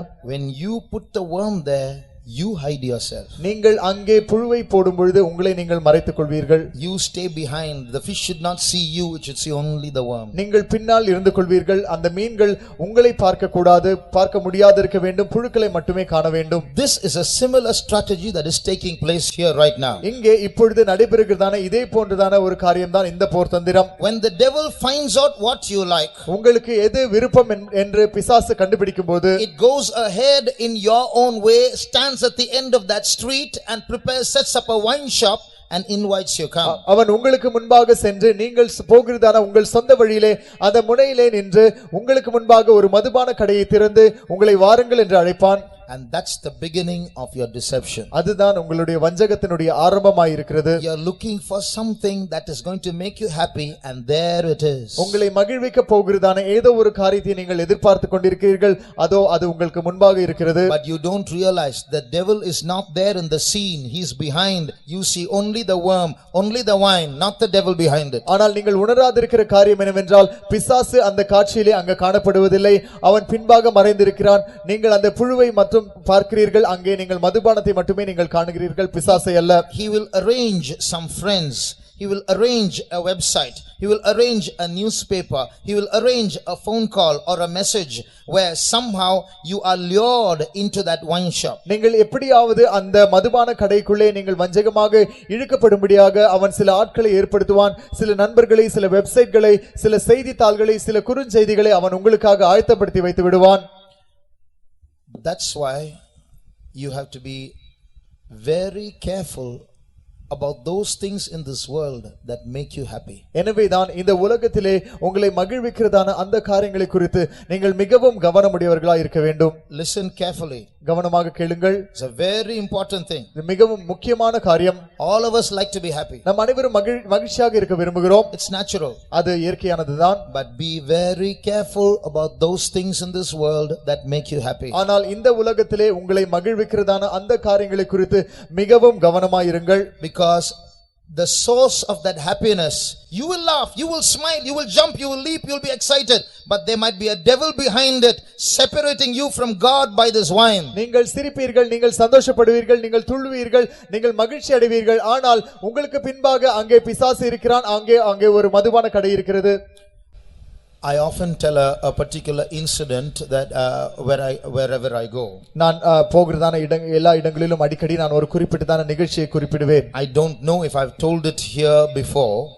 முன்பு நான் இந்த இடத்திலே அதை குறிப்பிட்டிருக்கின்றேனா என்று எனக்கு தெரியவில்லை. But it's worth repeating. ஆனால் அதை மீண்டும் சொல்வது அது பயனுள்ளதாகத்தான் இருக்கும். In one of our faith homes in Chennai, சென்னையில் இருக்கிறதான எங்களுடைய ஒரு விசுவாச வீட்டிலே there was a monkey that used to come often and go into the kitchen and grab all the food and tear open the packets and ruin the place. அடிக்கடி வந்து அங்கே அந்த கிச்சனில் இருக்கிறதான பொருட்களை எடுத்துக்கொள்வதும் பறித்துக்கொள்வதும் அங்கே இருக்கிறதான பார்சல்களை பிரிப்பதுமாக அங்கே ஒரு குரங்கு இருந்தது. So one day the brother decided to trap that monkey. ஒரு நாள் அங்கே இருந்ததான சகோதரன் அந்த குரங்கை பிடிக்கும்படியாக அவர் தீர்மானித்தார். Not to trap but to kill it itself. அதை பிடிக்கும்படியாக அதை கொன்று விடும்படியாகவே அவர் முயற்சித்தார். So he took a huge wire. அவர் ஒரு மிகப்பெரிய ஒரு வயரை எடுத்தார். Connected it to the electric socket. அது கரண்டிலே அவர் அதை கனெக்ஷன் கொடுத்தார். took the other end to the compound wall. அதனுடைய மறுமுனையை அவர் காம்பவுண்ட் வாலின் மீது வைத்தார். Put a plate of rice on the wall. அந்த மதில் சுவரின் மீது அவர் ஒரு தட்டிலே அவர் சோறு வைத்தார். And inserted the other end of the wire into that rice. அந்த வயரினுடைய மறுமுனையை அந்த சோற்றுக்குள்ளே அவர் வைத்தார். And looked out of the window waiting for the monkey to come. ஜன்னல் வழியாக அந்த குரங்கு வரும்படியாக அவர் அங்கே காத்துக் கொண்டிருந்தார். The monkey came. அந்த குரங்கு வந்தது. Immediately he switched on the current. உடனடியாக அவர் கரண்டை ஆன் செய்தார். And kept watching. அங்கே பார்த்து கொண்டிருந்தார். The monkey came to the plate. அந்த குரங்கு அந்த தட்டினிடத்திற்கு வந்தது. Didn't touch the plate. தட்டை தொடவில்லை. This way, looked that way, then looked at the plate, looked at the wire again, looking this way, that way, but not touching the plate. இங்கும் அங்குமாக சுற்றி சுற்றி பார்த்தது, தட்டை பார்த்தது, வயரை பார்த்தது, மீண்டும் சுற்றி சுற்றி பார்த்தது, ஆனால் தட்டை தொடவில்லை. Then it did something very amazing. அதன் பிறகு அது மிகவும் ஆச்சரியமான ஏதோ ஒரு காரியத்தை செய்தது. It took one of its paws தன்னுடைய கைகளை ஒன்றை எடுத்து and touched the plate like that. அந்த தட்டை மெதுவாக அப்படி உடனே தொட்டு பார்த்தது. Just like you and I would do if we were suspicious. நீங்களும் நானும் சந்தேகப்பட்டால் எப்படி செய்வோமோ அதே போல. And then again look this way and that way. அதன் பிறகு இங்கும் அங்கும் சுற்றி பார்த்தது. For long time stood before that plate. நீண்ட நேரமாக அந்த தட்டிற்கு முன்பாக அது அங்கே நின்று கொண்டிருந்தது. Then it took a decision. அதன் பிறகு அது ஒரு முடிவு செய்தது. I'm not going to eat. நான் இப்போ சாப்பிட போவதில்லை. And I'm not going to allow anyone else to eat also. வேறு யாரும் இதை சாப்பிடவும் நான் அனுமதிக்க போவதில்லை. Overturned the plate like this and went off. தட்டை அப்படியே கவிழ்த்து விட்டு போய்விட்டது.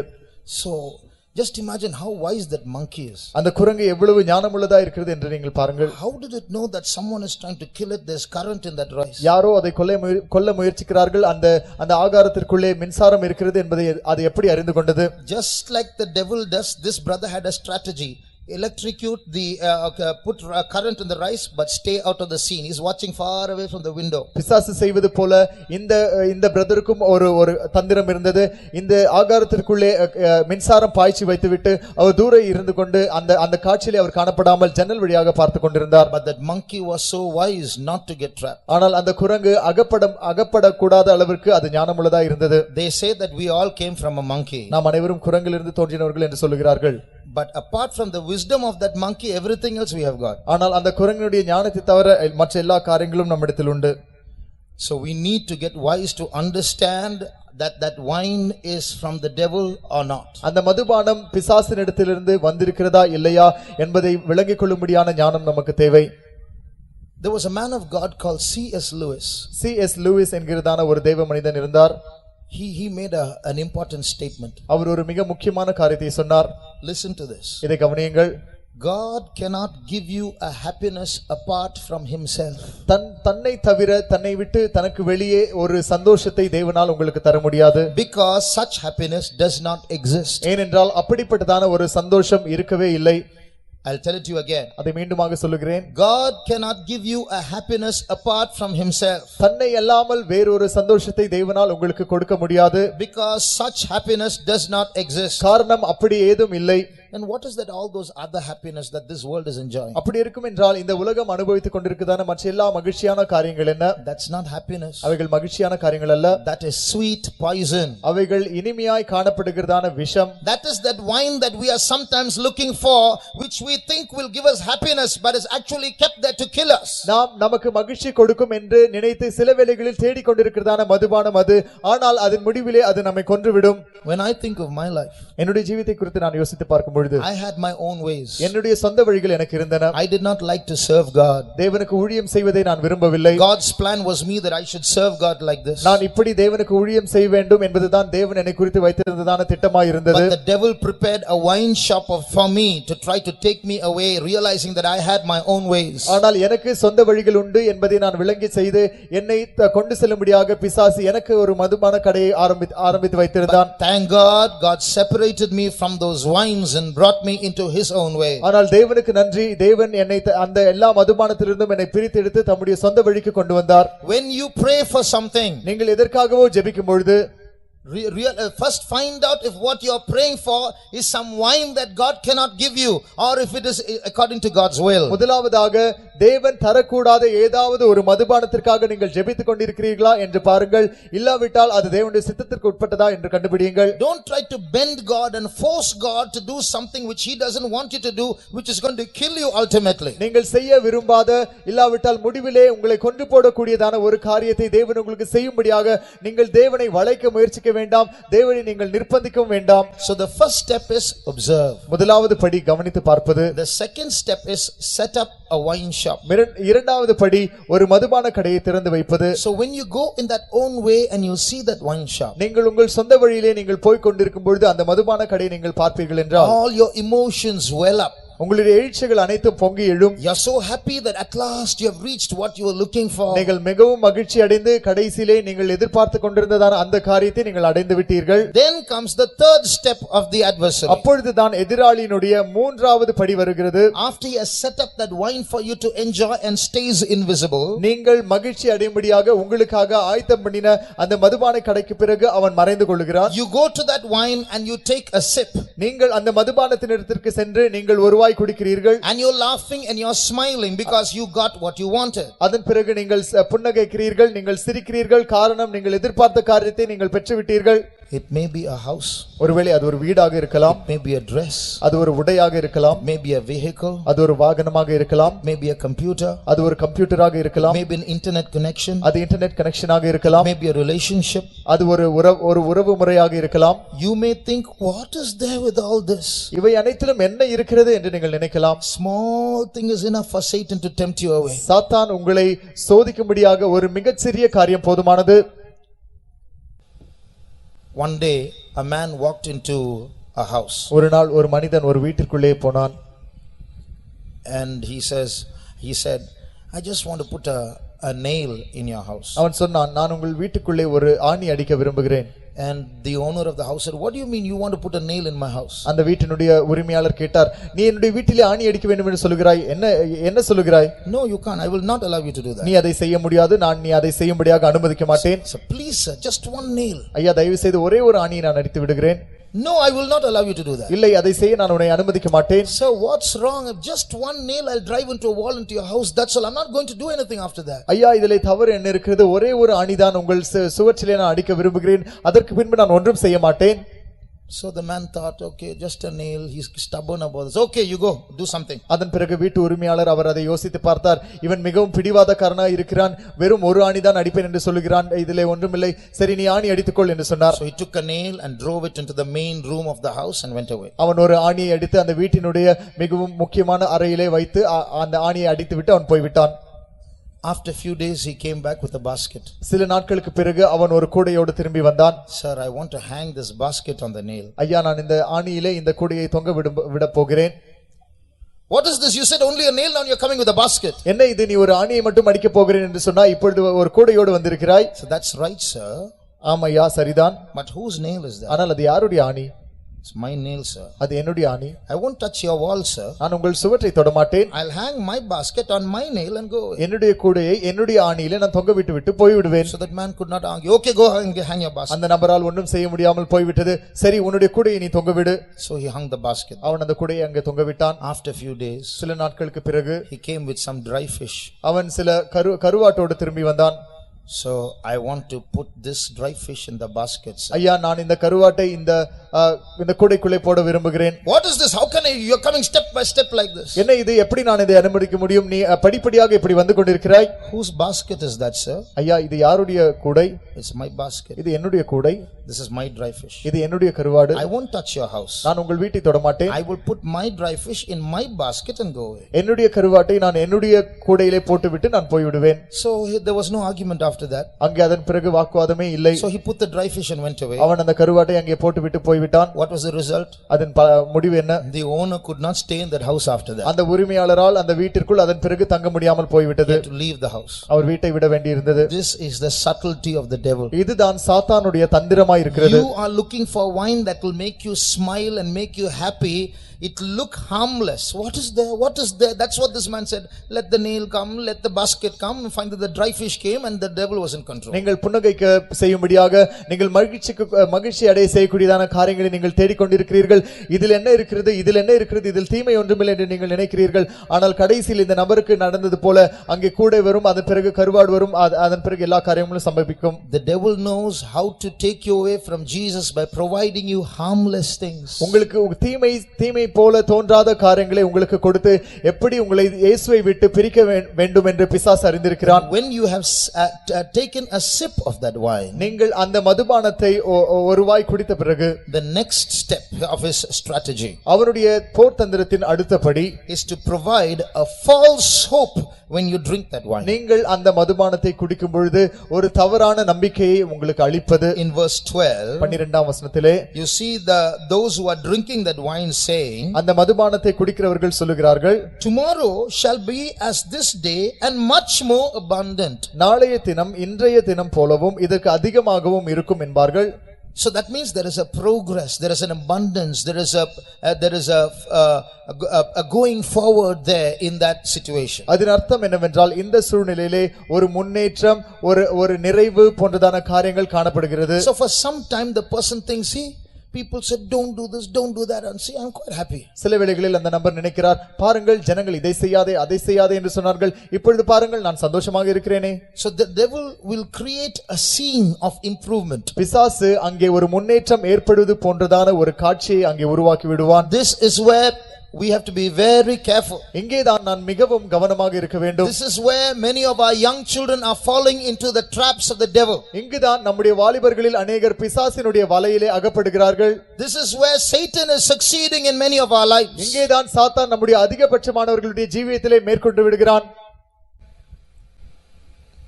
One day there was a brother who didn't have a job.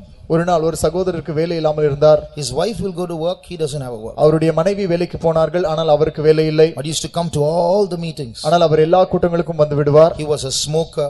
அவர் புகைப்பிடிக்கிறவராய் இருந்தார். But God delivered him. He took water baptism. He came to all the meetings. தேவன் அவரை அதிலிருந்து விடுதலையாக்கினார். அவர் தண்ணீர் ஞானஸ்நானத்தை பெற்றார்.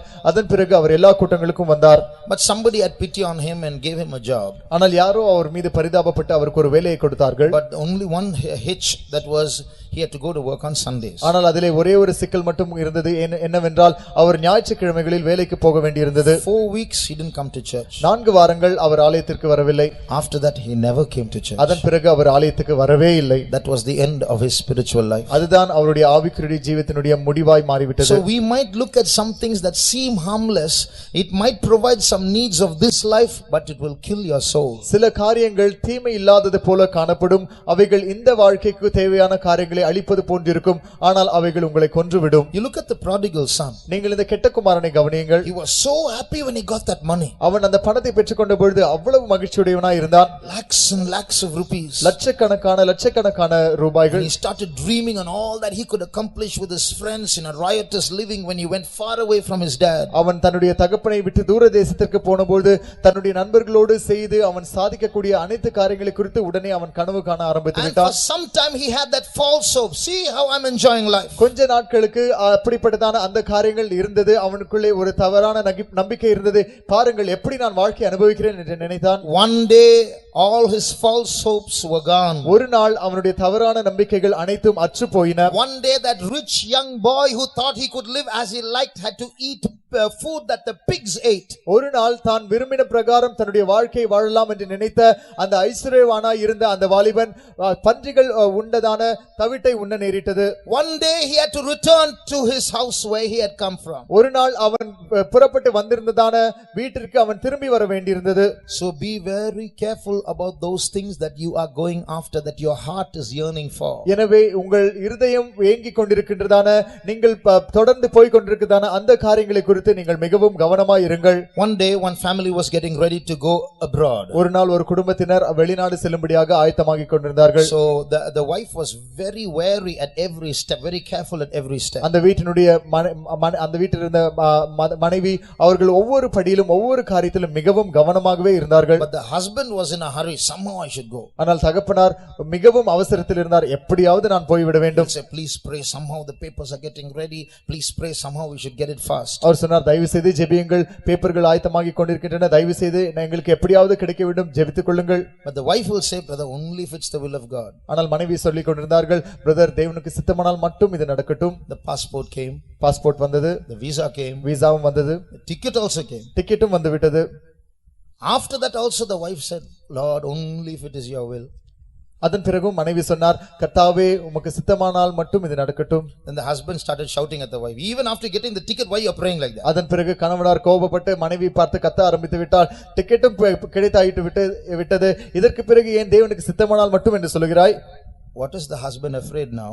இப்பொழுது கணவன் எதை குறித்து பயப்படுகிறார்? Our God is very famous at cancelling in the last moment. நம்முடைய தேவன் கடைசி நிமிஷத்தில் காரியங்களை தடை செய்வதில் மிகவும் சிறந்தவர். Now he is afraid, this woman is going on praying, he will cancel everything in the last. இப்பொழுது அவர் பயந்து விட்டார், இந்த பெண் தொடர்ந்து ஜெபித்துக் கொண்டே இருக்கிறார், கடைசி நேரத்தில் காரியங்கள் எல்லாம் தடைபட்டு போய்விடும். But that sister was sincere, even if it is cancelled, never mind, that's God's will. ஆனால் அந்த சகோதரி உண்மையுள்ளவர்களாக இருந்தார்கள், அவர்கள் இது தடைபட்டு போனாலும் பரவாயில்லை, கர்த்தருடைய சித்தம் நடக்கட்டும் என்று நினைத்தார்கள். So if our heart is not sincere, நம்முடைய இருதயம் உண்மையுள்ளதா இல்லாவிட்டால், although he was praying, that brother had his own way, an inclination, somehow I must go there. அந்த சகோதரன் ஜெபித்துக் கொண்டிருந்தாலும் கூட அவருக்குள்ளே ஒரு ஏக்கம், அவருக்குள்ளே இருந்ததான ஒரு எண்ணம் என்னவென்றால், எப்படியாவது நான் போய்விட வேண்டும். So don't go after those things. எனவே அப்படிப்பட்டதான காரியங்களுக்கு பின்பாக போக வேண்டாம். Every step pray, Lord, only your will. ஒவ்வொரு படியிலும் கர்த்தாவே உம்முடைய சித்தம் மட்டும் நடைபெறட்டும் என்று ஜெபியுங்கள். You may become rich in this world, but it will kill your soul, it will take you far away from God. நீங்கள் ஒருவேளை இந்த உலகத்திலே ஐஸ்வர்யவான்களாய் மாறலாம், ஆனால் அது உங்களை தேவனை விட்டு தூரமாக எடுத்துக்கொண்டு போய்விடும், உங்கள் ஆத்மாவிலே நீங்கள் கொல்லப்படுவீர்கள். Some people think it is only blessed to be rich. சிலர் நினைக்கிறார்கள் ஐஸ்வர்யமாய் இருப்பதுதான் ஆசீர்வாதம். Do you know that Jesus said, blessed are the poor? எளிமையுள்ளவர்கள் பாக்கியவான்கள் என்று இயேசு சொன்னார், உங்களுக்கு தெரியுமா? Did Jesus ever say blessed are the rich?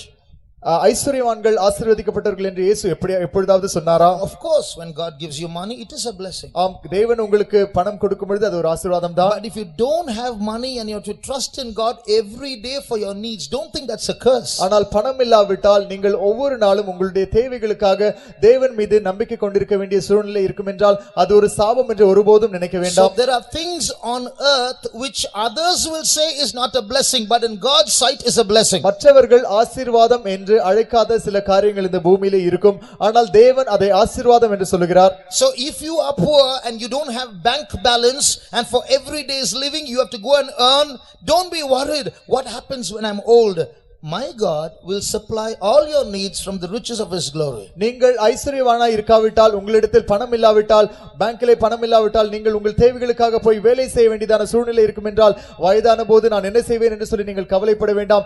தேவன் தாமே தம்முடைய ஐஸ்வர்யத்திலிருந்து உங்களுக்கு உங்களுடைய தேவைகளை சந்திப்பார். Because such poor people have the advantage of being rich in faith, the Bible says. ஏனென்றால் அப்படிப்பட்ட எளியவர்கள், ஏழைகள் விசுவாசத்திலே அவர்கள் ஐஸ்வர்யவான்களாய் இருப்பார்கள் என்று வேதம் சொல்கிறது. If a man has 50 lakhs in the bank, ஒரு மனிதனுக்கு பேங்கிலே 50 லட்சம் ரூபாய் இருக்கிறது என்று வைத்துக் கொள்வோம், and he needs a car, அவனுக்கு ஒரு கார் தேவைப்படும் என்றால், he doesn't have to pray, Lord give me a car.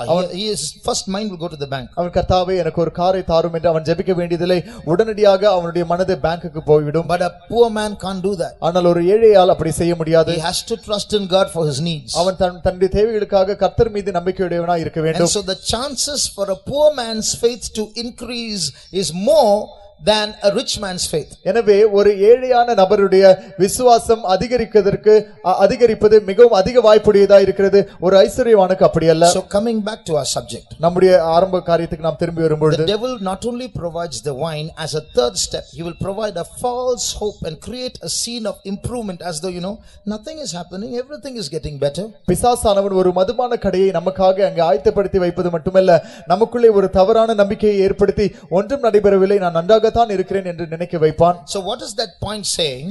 அந்த கருத்து என்ன சொல்லுகிறது? Today I drank wine, இன்றைக்கு நான் மதுபானம் பண்ணினேன், nothing happened. ஒன்றும் நடைபெறவில்லை. Tomorrow I will drink again, நாளைக்கும் நான் மதுபானம் பண்ணுவேன். not only will nothing happen, it's going to be better than yesterday. ஒன்றும் நடக்காதது நடைபெற போவதில்லை என்பது மட்டுமல்ல, அது நேற்றை காட்டிலும் அதிகமா நன்றாக இருக்கும். So I can keep on drinking, எனவே நான் தொடர்ந்து மதுபானம் பண்ணலாம். I can keep on having what I wanted. நான் தொடர்ந்து எதை விரும்பினேனோ அதை நான் அடைந்து கொண்டிருக்கலாம். So this is the third stage of the strategy where he provides a false hope. ஒரு தவறான நம்பிக்கையை கொடுக்கிறதான அவனுடைய போர் தந்திரத்தின் மூன்றாவது படி இது. Then comes the fourth stage. அதன் பிறகு நான்காவது படி, look for a point of intoxication. அங்கே உங்களை மதிமயங்க செய்கிறதான ஒரு இடத்திற்காக பார்க்கிறான். That means he makes you drink again and again. See, nothing is happening. See, nothing is happening. See, it's getting better. You feel even more better.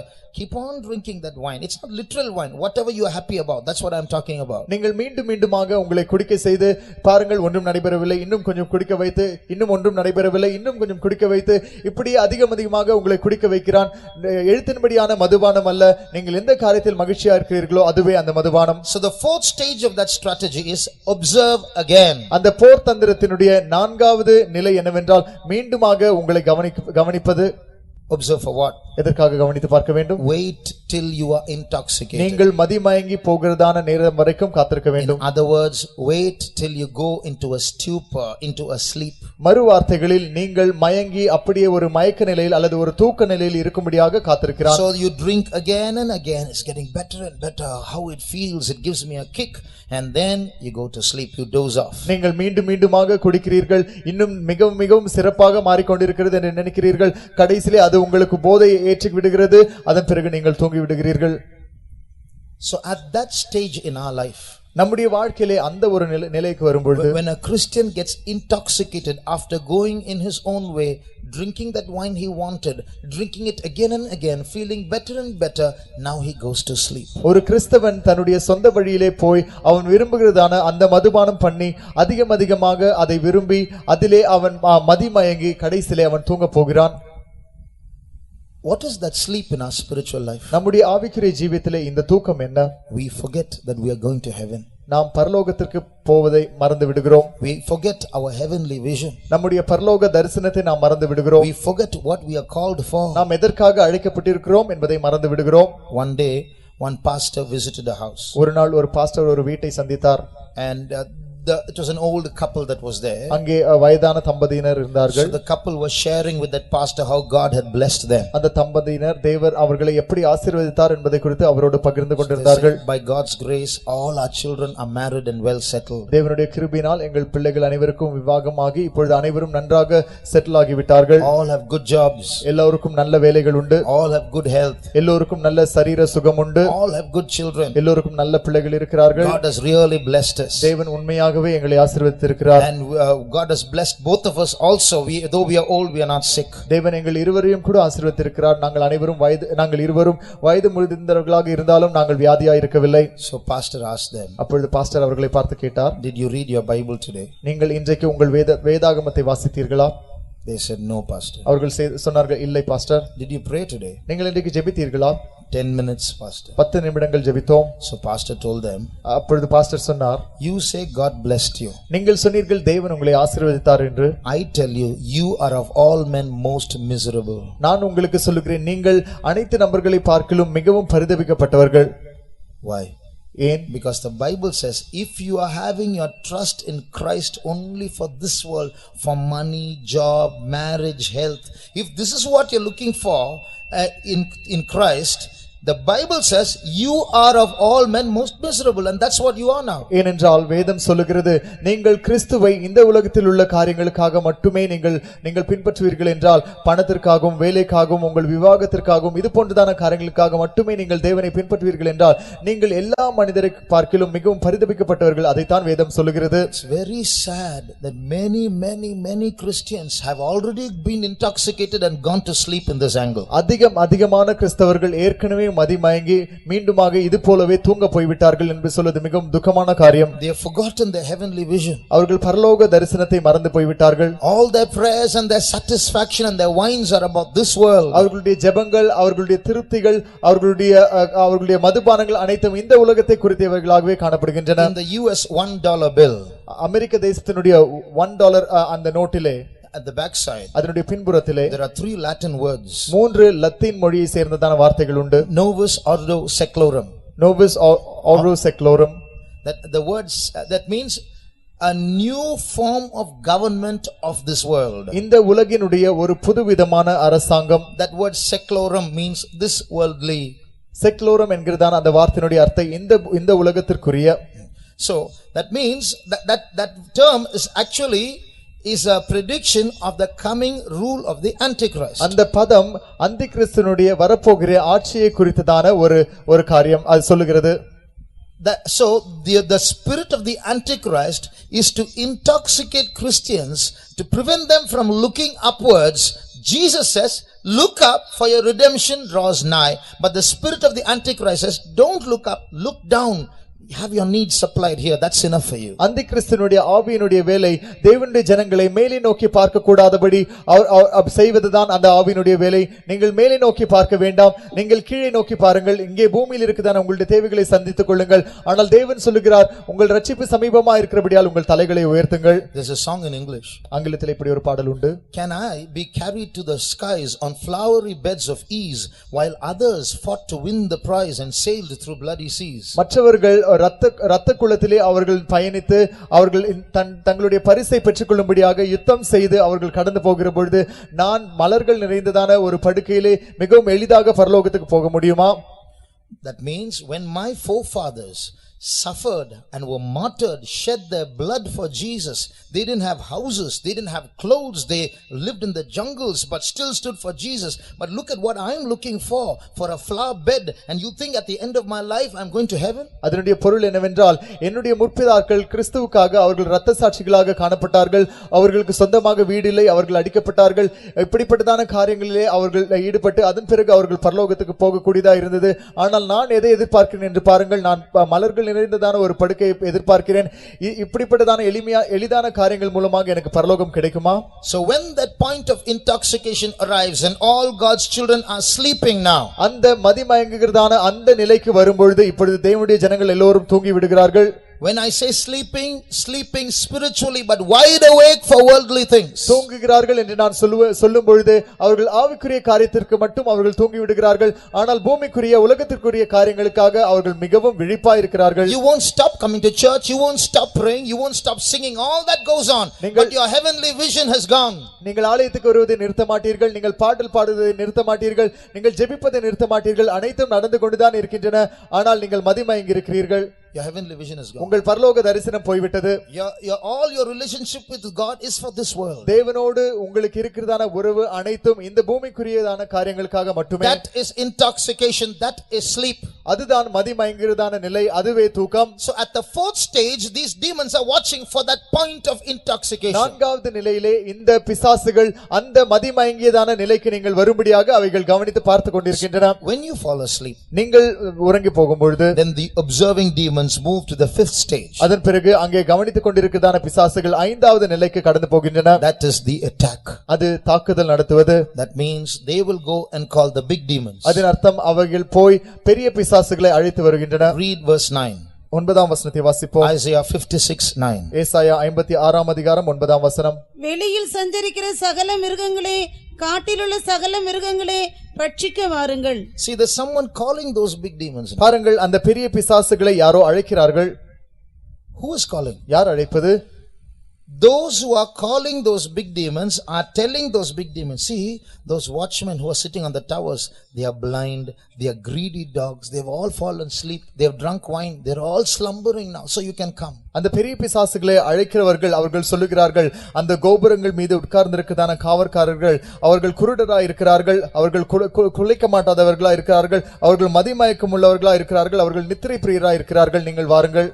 So that means they have been observing these watchmen, these people of Israel who are sitting on the towers of Jerusalem, and now they have seen that they have gone to sleep. Now you can come, attack. அதன் அர்த்தம் என்னவென்றால், அவர்கள் தொடர்ந்து இந்த இஸ்ரவேல் ஜனங்களை அந்த கோபுரத்தின் மீது காவல் காக்கிறவர்களை அவைகள் தொடர்ந்து கவனித்து பார்த்து கொண்டிருந்திருக்கின்றன. இப்பொழுது அவர்கள் எல்லோரும் மதிமயங்கி விட்டார்கள், தூங்க போய்விட்டார்கள். இப்பொழுது நீங்கள் வாருங்கள், நீங்கள் தாக்குதல் நடத்தலாம். Then the big demons will come and come into our homes, come into our churches, and they will scatter us and finish us. அப்பொழுது இந்த பெரிய பிசாசுகள் வந்து நம்முடைய வீடுகளுக்குள்ளும் நம்முடைய ஆலயங்களுக்குள்ளும் பிரவேசித்து அங்கே அவைகள் தொந்தரவு உண்டு பண்ணி நம்மை சிதறடித்து நம்மை தாக்கி விடுவார்கள். This strategy is being used by the devil not just to destroy your homes but to destroy our churches as a whole. இந்த போர் தந்திரம் நம்முடைய வீடுகளை மட்டும் தாக்கும்படியாக பிசாசினால் பயன்படுத்தப்படுவதில்லை, நம்முடைய முழு சபையும் அழிக்கும்படியாகவும் பயன்படுத்தப்படுகிறதான போர் தந்திரம். Big demons are going to attack the children of God. பெரிய பிசாசுகள் தேவனுடைய ஜனங்களை தாக்க போகின்றன. But before that they have sent small demons to first put us to sleep. ஆனால் அதற்கு முன்பதாக நம்மை உறங்க செய்யும்படியாக குட்டி சாத்தான்களை அவைகள் அனுப்பி இருக்கின்றன. Our churches should sleep, our homes should sleep, and then they will come and attack. நம்முடைய சபைகள் தூங்கி போய்விட வேண்டும், நம்முடைய வீடுகள் தூங்கி போய்விட வேண்டும். அதன் பிறகு அவர்கள் வந்து தாக்குதல் நடத்துவார்கள். When they come and attack, then like those foolish virgins will rise up and look for oil, but we will perish. அவைகள் வந்து தாக்குதல் நடத்தும் பொழுது அந்த புத்தியில்லாத கன்னிகைகளைப் போல நாம் எழுந்திருந்து எண்ணெயை தேடுவோம், ஆனால் அப்பொழுது நாம் அழிந்து போவோம். Who are these beasts of the field and beasts of the forest? இந்த வெளியில் சஞ்சரிக்கிறதான சகல மிருகங்களும் இந்த காட்டில் உள்ள சகல மிருகங்களும் யார்? These are evil powers, big powers. இவைகள் மிகப்பெரிய பொல்லாத பிசாசுகள். The beasts of the field speaks of powers that rule the city. வெளியில் சஞ்சரிக்கிறதான சகல மிருகங்கள் என்னவென்றால் பட்டணத்தில் இருக்கிறதான மிகப்பெரிய தீய சக்திகளை குறிக்கிறது. Or powers that rule behind the rulers of the world. இல்லாவிட்டால் இந்த உலகத்தை ஆட்சி செய்கிறவர்களுக்கு பின்பாக இருந்து கிரியை செய்கிறதான சக்திகள். The beasts of the forest, what are they? காட்டில் உள்ள சகல மிருகங்கள் அவைகள் என்ன? Normally magicians who are converted say that beasts of the jungle are very powerful. வழக்கமாக மந்திரவாதிகளா இருந்து மனம் திரும்புகிறவர்கள் சொல்லுகிறார்கள் காட்டில் உள்ள மிருகங்கள் மிகவும் வல்லமை படைத்தவைகள். The evil powers of the jungle. காட்டில் இருக்கிறதான பொல்லாத சக்திகள் மிகவும் சக்தி வாய்ந்தவைகள். So they represent magical powers. அவைகள் மந்திர சக்திகளை உடையவைகள். So what is going to happen in the last days? These powers that rule the world and magical powers are going to join together and they're going to attack God's children. கடைசி காலங்களில் சம்பவிக்க போகிறவைகள் என்னவென்றால் இந்த ஆட்சி செய்கிறவர்களுக்கு பின்பாக இருந்து கிரியை செய்கிறதான அந்த சக்திகளும் இந்த மந்திர சக்திகளை சேர்ந்த அந்த தீய சக்திகளும் ஒன்று சேர்ந்து தேவனுடைய பிள்ளைகளை அவைகள் தாக்க போகின்றன. At the head of all these political powers is going to be the Antichrist. இந்த அனைத்து அரசியல் சக்திகளுக்கும் மேலாக அந்திகிறிஸ்து காணப்பட போகிறார். At the head of all these astrological and magical powers is going to be the false prophet. இந்த எல்லா மந்திர சக்திகள் எல்லா ஜோதிட சக்திகளுக்கு மேலாக கள்ள தீர்க்கதரிசி காணப்பட போகிறார். And they are going to join together and they are going to attack the church of God. அவைகள் ஒன்றாக சேர்ந்து கொண்டு தேவனுடைய சபையை தாக்க போகிறார்கள். Before that happens, அது நடைபெறுவதற்கு முன்பாக we as the children of God should wake up out of our wine and realize what is going on. தேவனுடைய பிள்ளைகளாய் இருக்கிற நாம் நம்முடைய மதுபானத்திலிருந்து நாம் விழித்தெழுந்து நம்மை சுற்றி என்ன நடைபெற்றுக் கொண்டிருக்கிறது என்பதை நாம் அறிந்து கொள்ள வேண்டும். If we have something in our minds that we feel will be good for us and will give us that thrill that we are looking for, நாம் எதிர்பார்க்கிறதான அந்த மகிழ்ச்சியை அந்த காரியத்தை நமக்கு தரும் என்று நாம் எதிர்பார்த்து கொண்டிருக்கிறதான ஏதோ காரியம் இருக்கும் என்றால் don't immediately jump and achieve it. உடனடியாக குதித்து அதை நீங்கள் சாதித்து விட வேண்டாம். Lay it on the altar. அதை பலிபீடத்தின் மீது வையுங்கள். Don't become insincere like Balaam. பாலாமை போல நீங்கள் உண்மையற்றவர்களாய் போய்விட வேண்டாம். Balaam had his own ways. பிலேயாம் தனக்கு உரிய சொந்த வழிகளை உடையவனாய் இருந்தான். He wanted money. அவனுக்கு பணம் தேவைப்பட்டது. And for that he tried to get permission from God. அது நிமித்தமாக அவன் தேவனிடத்திலிருந்து அவன் பெர்மிஷன் கிடைக்கும்படியாக பார்த்தான். First God said no. முதலாவது தேவன் சொன்னார் இல்லை. Then he went and asked God again. அதன் பிறகு மீண்டுமாக அவன் தேவனிடத்தில் போய் கேட்டான். Now he was very happy. இப்பொழுது அவன் மிகவும் மகிழ்ச்சியா இருக்கிறான். God said yes, I'm coming. ஆம் கர்த்தர் போ என்று சொல்லிவிட்டார், நான் வருகிறேன். And then there was an angel with a sword waiting to kill him. அதன் பிறகு அவனை கொல்லும்படியாக வழியிலே பட்டயத்தோடு தேவதூதன் நின்று கொண்டிருந்தான். And the ass saw the angel but Balaam did not see the angel. அந்த கழுதை தேவதூதனை காணக்கூடியதா இருந்தது, ஆனால் பிலேயாமால் அதை காண முடியவில்லை. So it went this way and that way trying to avoid the angel. அது இந்த பக்கமும் அந்த பக்கமும் போய் அந்த தேவதூதனிடத்திலிருந்து தப்பிக்க முயற்சி செய்தது. Finally went and smashed his leg against a wall. கடைசியாக அவனுடைய காலை கொண்டு போய் ஒரு சுவற்றின் மீது உரசி விட்டது. Balaam lost his temper and bang bang bang beat that ass. பிலேயாம் கோபப்பட்டு அந்த கழுதையை அடி என்று அடித்து விட்டான். Then the ass started talking. அதன் பிறகு அந்த கழுதை பேச ஆரம்பித்து விட்டது. Did I ever do this to you? நான் எப்பொழுதாவது இப்படி உமக்கு செய்திருக்கிறேனா? Why are you beating me like நீர் ஏன் என்னை அடிக்கிறீர்? What should Balaam think? அப்பொழுது பிலேயாம் என்ன நினைத்திருக்க வேண்டும்? Talking ass. ஐயோ, ஒரு கழுதை பேசுகிறது. Instead of getting surprised like that, he started talking to the ass again. அப்படி அவன் ஆச்சரியப்படுவதற்கு பதிலாக அந்த கழுதையோடு அவன் பேச ஆரம்பித்து விட்டான். If I had a sword, I would have killed you. என்னுடைய கையில் ஒரு பட்டயம் இருந்திருந்தால் நான் உன்னை கொன்று போட்டிருப்பேன். See, the Bible in 2 Peter, it speaks of the madness of the prophet. இரண்டாம் பேதுருவிலே இந்த தீர்க்கதரிசியினுடைய பைத்தியத்தை குறித்து எழுதப்பட்டிருக்கிறது. It's not in Tamil, in English it is like that. ஆங்கிலத்திலே அந்த பதம் பயன்படுத்தப்பட்டிருக்கிறது. In chapter 2, 2 Peter 2:16 we read, the ass was rebuked for his iniquity, the dumb ass speaking with man's voice forbade the madness of the prophet. இரண்டாம் பேதுரு 2ஆம் அதிகாரம் 16ஆம் வசனத்திலே அங்கே வாசிக்கிறோம், தீர்க்கதரிசியினுடைய மதிகேட்டை அந்த கழுதை தடுத்தது என்று வாசிக்கிறோம். பிலேயாம் பணம் என்கிறதான திராட்சரசத்திற்கு பின்னாடி சென்று ஒரு பைத்தியக்காரனாக மாறிவிட்டான். Balaam went after the wine of money and thereby he became a madman. தீர்க்கதரிசி என்று அழைக்கப்பட்ட ஒரு மனுஷன் மற்றவர்கள் பார்க்க முடியாதது இவனால் பார்க்க முடியும், அதுதான் தீர்க்கதரிசி. He was called as a prophet and thereby he was able to see things which others were not able to see. ஆனால் இவருக்கு சொந்த வழி இருந்தபடியினால், ஒரு மதுபானத்திற்கு பின்னாடி சென்று அதை அடைய வேண்டும் என்கிற ஒரு பைத்தியம் இருந்தபடியினால் அந்த தரிசனத்தை இழந்துவிட்டு கழுதை பார்க்க முடியாமல் இவன் பார்க்கக்கூடியதான அந்த தூதனை இவன் பார்க்க முடியாமல் கழுதை பார்த்து விட்டது. But because he had his own wine and he wanted to attain money, he lost his way and he went his own way and he was not able to see the angel which he was supposed to see, but the ass was able to see the angel. பொல்லாத வல்லமைகள் சபைக்கு விரோதமாக எழும்ப போகிற காலம் இந்த காலம். These are times when the evil powers are going to arise against the church. பெரிய மந்திர சக்திகள் சபைக்கு விரோதமாக எழும்புகிற காலம் இந்த காலம். And these are times when great magical powers arise against the church. நம்முடைய கண்களை மூடுவோம். Shall we close our eyes? இந்த வல்லமைகளை சந்திக்க நாம் ஆயத்தமாய் இராவிட்டால், if we are not prepared to face these powers, நம்மை மயக்கும்படியா அனுப்பப்பட்டதான அந்த சிறிய பிசாசுகளினால் மயங்கி போனால், if we are not able, if we get enticed before these devils that have been sent to entice us, நாம் எதிர்பார்க்கிறதான அந்த மாம்சத்தின் இன்பங்களை நிறைவேற்றும்படியாக இந்த பிசாசு நமக்கு ஏற்படுத்துகிறதான மதுபானங்களை குடித்துக் கொண்டே இருப்போம் என்றால், if we are going to continually drink of the wine that the devil is going to give us so that we might experience the pleasures of the flesh that we expect, இந்த சிறிய தீய சக்திகள் அந்த பெரிய வல்லமைகளை கூப்பிடும் காலம் சமீபமாய் இருக்கிறது. times are nigh when these little powers are going to call upon those great evil powers. ஆகையால் தூங்குகிற நீ மரித்தோரிலிருந்து எழும்பு, அப்போது கிறிஸ்து உன்னை பிரகாசிப்பார். Therefore you who are asleep, you awake from among the dead, then shall Christ enlighten you. நம்முடைய கண்களை மூடி கர்த்தருடைய சமூகத்தில் காத்திருப்போமாக. With our eyes closed, let's tarry in the presence of God. இயேசு சீக்கிரமாய் வரப்போகிறார். Jesus is going to come quickly. இயேசு சீக்கிரமாய் வரும்பொழுது சபை தலைகளை உயர்த்தி அவருடைய வருகையில் எடுத்துக்கொள்ளப்பட ஆயத்தப்பட வேண்டும். When Jesus comes quickly, the church should be prepared, it should lift up its head and should be ready to be caught up. ஆனால் அதே நேரத்தில் இந்த தீய சக்திகள் விழித்திருக்க வேண்டிய தேவ பிள்ளைகளை மயக்க செய்து கொண்டிருக்கிறது. But at the same time, these evil powers are enticing the children of God who are supposed to be awake. உனக்கு என்ன வேண்டும்? What do you want? உன் தேவன் அதை தரமாட்டார். Your God would not give that to you. நான் அதை தருவேன். I will give that to you. உனக்கு பணம் வேண்டுமா? Do you want money? உனக்கு ஐஸ்வர்யம் வேண்டுமா? Do you want riches? உனக்கு பிரியமான ஒரு கல்யாணம் வேண்டுமா? Do you want a wedding that you are pleased with? நிறைய சொத்து வேண்டுமா? Do you want much wealth? நீ உன் தேவனை மறுதலித்து என்னிடத்தில் வா, அதை உனக்கு தருகிறேன். Deny your God and come to me and I will give them to you. பிசாசு உன்னை மயக்க வகை தேடுகிறான். The devil is looking for a way to entice you. அந்த கர்ச்சிக்கிற சிங்கம் எவனை விழுங்கலாம் என்று சுற்றித் திரிகிறான். The lion is roaring about as to whom he may devour. ஆனால் அந்த சர்ப்பமானது அது விழுங்கும்படியாக தேடுகிறான், ஆனால் தந்திரத்தினால். But the serpent is looking to devour people, but he is doing that with his subtlety. நீ விரும்புகிறதை உனக்கு கொடுத்து உன்னை பிடித்துக் கொள்வான். He would give you that which you want and thereby he would catch you. இப்படிப்பட்ட நேரத்தில் நாம் செய்யக்கூடிய ஞானமான காரியம் என்ன?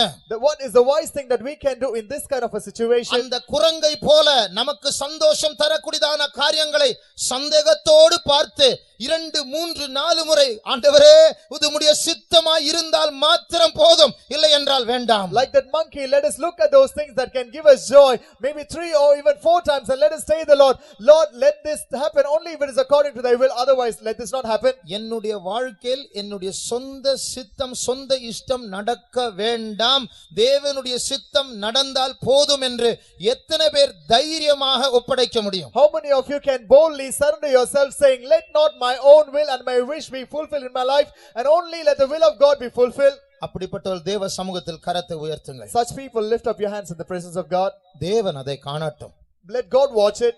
உங்களுக்காக மதுபான கடையை ஏற்படுத்தினதான் அந்த பிசாசும் இந்த கரத்தை காணட்டும். And even the devil who set up a wine shop for you, let him also watch this. கிட்ட வந்து விட்டான் சத்ரு. அந்த மதுபானத்தை வீட்டுக்கு கொண்டு வந்து வாயில் வைக்கக்கூடிய நேரம் இந்த நேரம். The enemy has come closer to you, and this is the time when he would take the wine and he would place it in your mouth. ஆனால் நீ தேவனுடைய இறையாட்சியின் கீழ் இருக்கிறபடியால், But because you are in God's theocracy, தேவன் உன் ராஜாவாய் இருக்கிறபடியால், and because God is your king, உன் தேவன் உன் தகப்பனாய் இருக்கிறபடியால், because your God is your father, சமயத்துக்கேற்ற சகாயராக இரக்கம் செய்யும்படியாக, உன்னை காத்துக்கொள்ளும்படியாக, அந்த திராட்சரசத்திலிருந்து உன்னை விடுவிக்கும்படியாக அவர் உனக்கு உதவி செய்யும்படியாக வந்திருக்கிறார். and he has come down to help you in time of your need as the one who is merciful towards you, and that he might save you from that wine. ஆண்டவரே, நான் வஞ்சிக்கப்படக்கூடாது. Lord, I should not be deceived. உம்மால் வராத அந்த திராட்சரசம் எனக்கு வேண்டாம். I do not need that wine if it doesn't come from you. நான் மதிமயங்கி அந்த பெரிய சத்துருக்களுக்கு நான் இரையாக கூடாது. I should not be enticed and become a prey for those great devils. அந்த பிசாசுகளை எதிர்த்து நிற்கக்கூடிய திராணி உள்ளவனாய் என்னை மாற்றும் ஆண்டவரே.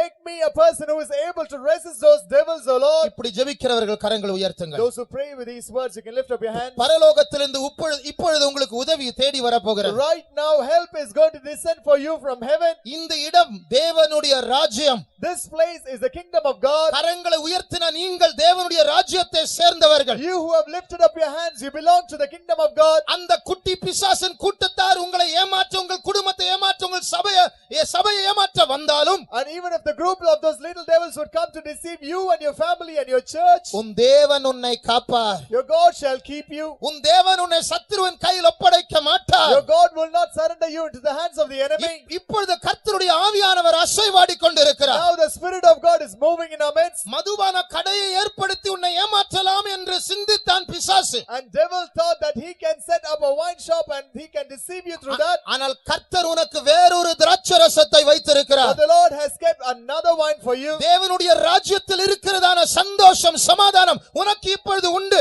Now you get the peace and the joy that's in the kingdom of God. இன்னும் கொஞ்சம் காலத்தில் நீ வஞ்சித்திருக்க வேண்டும். In yet a little time you should have been deceived. ஆனால் கர்த்தர் ஏற்ற நேரத்தில் உன்னை பாதுகாக்க வந்திருக்கிறார். At the right time the Lord has come to protect you. அவருடைய வார்த்தையை அனுப்பி இருக்கிறார். And he has sent his word. அவருடைய அபிஷேகத்தை அவர் அனுப்பி இருக்கிறார். And he has sent his anointing. இப்போது பாருங்கள், கர்த்தருடைய ஆவியானவர் அசைவாட போகிறார். Watch now, the Spirit of the Lord is going to move in our midst. கண்களை மூடுங்கள். With eyes closed, வானத்திலிருந்து கர்த்தருடைய வல்லமை இறங்கி கொண்டிருக்கிறது. the power of God is descending from heaven. எத்தனையோ ஆண்டுகளுக்கு முன்பாக உன்னை தனக்கென்று பிடித்த உன் ஆண்டவர் உன்னை இதுவரைக்கும் விடவில்லை. The Lord who apprehended you for many years ago for himself has not let go of you till now. நீயோ சொந்த வழியில் ஏமாற்றம் அடைந்து போய்க் கொண்டிருந்தாய். But you have been deceived and you were walking in your own ways. இன்றைக்கு உன்னுடைய விடுதலையின் நாள். But this is the day of your deliverance. இன்றைக்கு உன்னுடைய கண்கள் திறக்கப்படும் நாள். This is the day when your eyes shall be opened. இன்றைக்கு உன்னுடைய பைத்தியம் நீக்கப்படும் நாள். This is the day when your foolishness would be removed. இன்றைக்கு உன் தெளிந்த புத்தியை கர்த்தர் உனக்கு கொடுக்கும் நாள். This is the day when the Lord shall give you a sober mind. அந்த அபிஷேகத்தை பெற்றுக்கொள்ள Receive that anointing. கர்த்தர் அசைவாடி The கொண்டிருக்கிறார். Lord is moving in our midst. அவர் எங்கே இருக்கிறாரோ அங்கே விடுதலை உண்டு. Where the Lord is, there is liberty.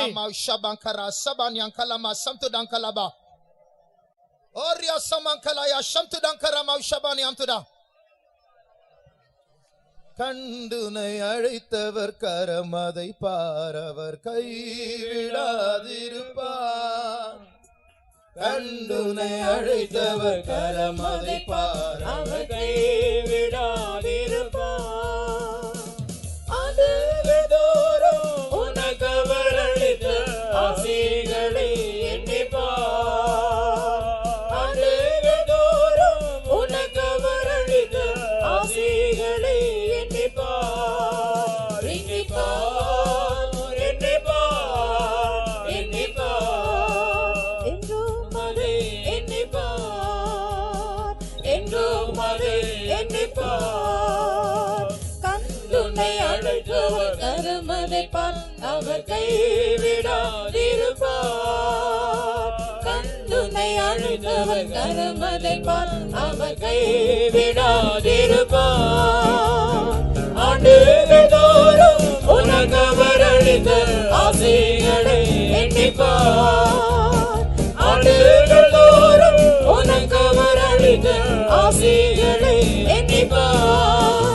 எண்ணிப்பார், எண்ணிப்பார், எண்ணிப்பார்.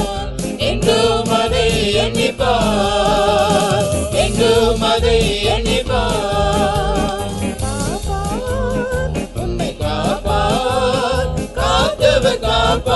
என்றும் இனிமேல் காத்திடுவார். கலங்காதே மனமே, காத்திடுவார். காப்பார், உன்னை காப்பார், காத்தவர் காப்பார், என்றும் இனிமேல் காத்திடுவார். கலங்காதே மனமே, காத்திடுவார். காப்பார், உன்னை காப்பார், காத்தவர் காப்பார், என்றும் இனிமேல் காத்திடுவார். கலங்காதே மனமே, காத்திடுவார். Hallelujah, hallelujah, hallelujah.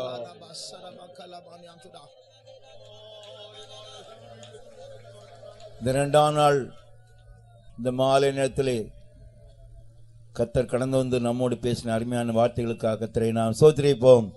ஸ்தோத்திரம், ஸ்தோத்திரம், ஸ்தோத்திரம், ஸ்தோத்திரம், ஸ்தோத்திரம், ஸ்தோத்திரம், ஸ்தோத்திரம். நம்மை பாதுகாக்கிறவர் நம்மோடு கூட இருக்கிறார், அதற்காக ஸ்தோத்திரிப்போம். ஸ்தோத்திரம், ஸ்தோத்திரம், ஸ்தோத்திரம், ஸ்தோத்திரம். பிசாசு முற்றுகை போட்டு நம்மை கெடுக்க முடியாத அவன் எத்திரப்பட்டு கொண்டிருக்கிறான். Devil is besieging us and is making cunning plans to spoil us. நம்மை சுற்றிலும் முற்றுகை போட்டாச்சுன்னா நம்ம ஒண்ணுமே செய்ய முடியாது. And he is making the fort around us and he is there to spoil us. கர்த்தர் தான் நம்ம விடுவிக்கிறவராக இருக்கிறார். But the Lord is there to deliver us. ஆண்டவர் எப்படி நமக்கு கிரியை செய்றாங்கிறதை நாம் இந்த நாளிலே நாம் சிந்தித்தோம். We have meditated in these days that how the Lord is working on our behalf. சாத்தானுடைய தந்திரங்களை எப்படி நாம் மேற்கொள்ளணுங்கிறத பற்றிதான காரியங்களை கர்த்தர் நமக்கு வெளிப்படுத்தி தந்தார். The subtleties of the devil, how we are to overcome, the Lord is giving the good counsel to us. என்னுடைய ஜீவிதத்தில் நடந்த ஒரு காரியத்தை ஒரே ஒரு நிமிஷம் சொல்லி முடிக்கிறேன். நான் I am telling the thing that was happened in my life. நான் செம்பாகத்தில் இருக்கும் பொழுது அடையாறில் ரெக்கார்டிங் முடிச்சிட்டு 2 மணிக்கு இரவு 2 மணிக்கு புறப்பட்டு போய் வண்டியில் போய் கொண்டிருந்தேன். As I was traveling, after finished my recording, and when I was in Chembakam, I was in there. அப்பொழுது வேளச்சேரி தாண்டி ஈக்காடு தாங்கல்ங்கிறதான ஒரு இடம், அது ஈக்கள் நிறைந்ததான ஒரு இடம். அது வந்து பழைய குப்பைகள்லாம் அள்ளி போடுற இடம். அது After crossing Velacheri, there is a place called Ikadu, and that place was full with flies. அந்த இடம் சுத்தமாக்கப்பட்டு ஒரு கிரவுண்ட் போல காணப்பட்டிருந்தது. There's a clean, the ground was very clean. குப்பைகள் வேற இடத்துல இருக்குது, அந்த இடம் கிளீனா நல்ல சுத்தமா இருக்குது. The dust and the things were thrown in other place, and the ground was very clean. ஒரு ஹாலஜன் பல்ப் அங்க எரிந்து கொண்டிருந்தது. And some kind of bulb is being blown there. 2 பேர் சண்டை போட்டு And கொண்டிருந்தார்கள். 2 people are fighting with one another. அவங்க குடிச்சிருக்காங்க, 2 பேரும் பயங்கரமா சண்டை போட்டு They கொண்டிருக்காங்க. have drunk, but they are fighting. நான் அந்த வழியா TVS 50 அந்த எக்ஸல்ல நான் வண்டியில போய் கொண்டிருக்கேன். I was going through that vehicle, that TVS. என்னை கண்ட உடனே அந்த 2 பேர் வந்து என்னுடைய முதல்ல ஒருவன் வந்து என்னுடைய அந்த ஹேண்ட் பாரை பிடிச்சிட்டான். Looking at me as I was going, he will hold my handbar of my vehicle. பிடித்த உடனே அவன் என்ன சொல்றா, இனி என்னிடத்துல தப்பிக்க முடியாது, உன் ரத்தத்தை குடிச்சிட்டு தான் அவனை விடுவேன் அப்படின்னு சொன்னான். And he says to me that hereafter I will not leave you, I will just drink of your blood and then I will leave you. அடுத்தவன் பின்மால நின்று கொண்டு அவனும் அப்படி சொல்லிக் கொண்டே இருக்கிறான். Next person standing nearby, he is also saying the same words. எனக்கு என்ன செய்யணும் தெரியல. I was not knowing what to do. அதாவது அதிகாலை 2 மணி midnight. It was in midnight, about 2 o'clock. எப்படி தப்பிக்கன்னு தெரியல. At that time I was unable to escape. எனக்கு திடீரென்று ஒரு யோசனை வந்தது. I was having some plan. அவன் சொல்றான், உன் ரத்தத்தை குடிச்சிட்டு தான் அந்த இடத்துல நான் போவேன். I'll drink of your blood and then only I'll leave you. நான் என்ன சொன்னேன், உன் ரத்தத்தை குடிக்க பின்னால ஒரு நிக்கறான் பாரு அப்படின்னு. I said to him that the one you had to drink the blood is standing beside you. அவன் திரும்பி பார்த்தோன்னா வண்டி எடுத்து கிளம்பிட்டேன். After that, looking beside, I turned to take my vehicle and then went off. கல் எடுத்து எறியறான், ஒண்ணுமே படவே இல்ல. He was taking the stone and throwing. I was taking mine under with the force and went. இந்த சம்பவம் நம்முடைய brother தேஜுக்கு தெரியும். Brother Teju also knows this incident. கர்த்தருடைய நாமத்துக்கு மகிமை உண்டாவதாக. Glory be to the name of the Lord. ஆகியால் பிரியமானவர்களே, பிசாசு இப்படித்தான் நம்ம வளைந்து கொண்டு நாம எக்கசகமா மாட்டிக்கொள்ற அளவுக்கு நம்முடைய ஜீவிதத்தை சுற்றி கொள்வான். The devil will follow us, put a camp around us and he will make us to kill. ரொம்ப கவனமா இருந்து அவனுடைய தந்திரத்தை அறிந்து அந்த தந்திரத்தினால் நாம் ஜெயிக்க வேண்டும். We have to be very alert and we have to be overcome the subtleties of the devil. பிசாசின் தந்திரங்களை அறியாதவர்கள் அல்லவே. You are not aware of the subtleties of the devil. ஆகையால் நாம் பயப்பட வேண்டிய அவசியம் You இல்லை. should not be fearful. எல்லா தந்திரத்துக்கு மேலான தந்திரம் உடையவர் கர்த்தராகிய இயேசு கிறிஸ்து. More than all of the cunningness of the devil, he is cunning. பிசாசு எப்படி ஜெயித்தார்? How he overcomes the devil? வேத வசனத்தினால் தான் With ஜெயித்தார். the word of God. தேவனுடைய பிரமாணத்தை வைத்து தான் With ஜெயித்தார். the laws.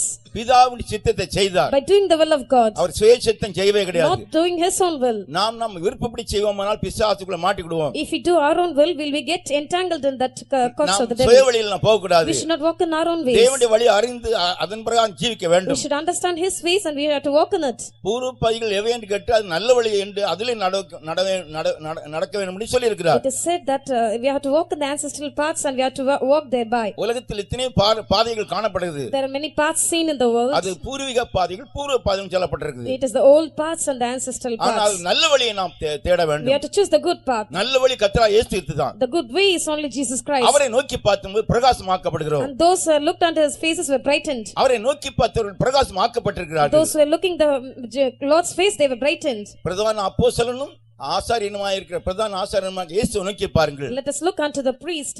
வேற யாரை நோக்கி பார்க்க We வேண்டாம். should not look unto any other உலகத்தை person. நோக்கி பார்க்க வேண்டாம். Not look unto the world. பிசாசை பார்க்க வேண்டாம். Not look unto the devil. அவனுக்கு பயப்பட வேண்டிய அவசியம் You இல்லை. should not fearful for the அவனை devil. எதிர்த்து நில்லுங்கள். Let us resist the devil. அப்பொழுது அவன் உங்களை விட்டு ஓடி He போய்விடுவான். shall flee away from you. ஆகியால் தேவசமத்திலே தாழ்த்துவோமாக. You shall humble ourselves in the presence of கர்த்தருடைய God. சமூகத்திலே Let வெறுமையாக்குவோமாக. us surrender. அவருடைய அபிஷேகத்தால் You should நிரப்பப்படுவோமாக. be filled with நம்முடைய anointing. ஜெப ஜீவிதத்தை புதுப்பித்துக் Let கொள்வோமாக. us quicken our prayer life. தேவனோடு உள்ள ஐக்கியத்தை பற்றி பிடித்துக் கொள்வோமாக. Let us cling on to the fellowship. அந்த ஐக்கியத்தை பாதுகாத்துக் கொள்வோமாக. Let us preserve that fellowship. கர்த்தருடைய வார்த்தைக்கு கீழ்ப்படியோமாக. Let us be obedient to the word. கர்த்தருடைய கீழ்ப்படியவர்கள் பரிசுத்தவான்கள். And those who are obedient to the Lord is faithful for them. ஆகியால் மனுஷருக்கு நாம் கீழ்ப்படிய We வேண்டியதில்லை. should not obedient to men. உலகத்துக்கு கீழ்ப்படிய வேண்டியதில்லை. Not to the world. பிசாசுக்கு கீழ்ப்படிய Not வேண்டியதில்லை. to the devil. தேவனுக்கு கீழ்ப்படிந்தால் கர்த்தர் நம்மோடு கூட இருந்து யுத்தம் செய்து நமக்கு ஜெயத்தை தருவார். If you obey to God, then Lord will fight for all our ஆகியால் battles. தேவசமத்திலே தாழ்த்துவோமாக. We will humble ourselves. ஆகிய எல்லாவற்றையும் மேற்கொள்ள பலன் கர்த்தர் கொடுக்கிறார்.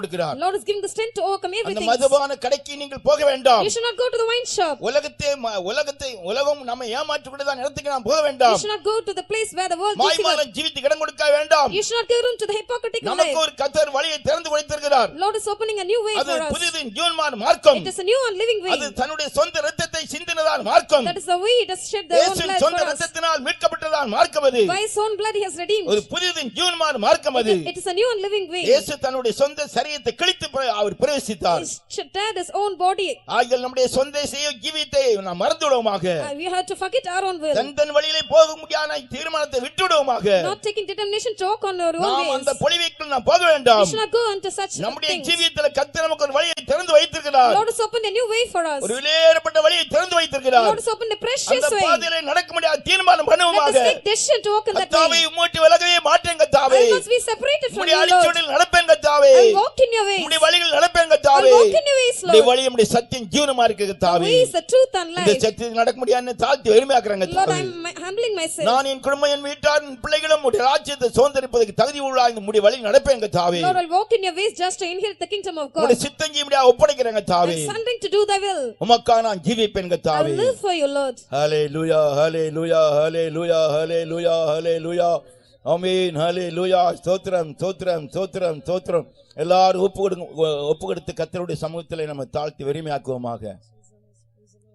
All of them humble and be obedient to the Lord. எல்லாம் தேவசமத்தில் ஒப்படைப்போமாக. All of them obedient.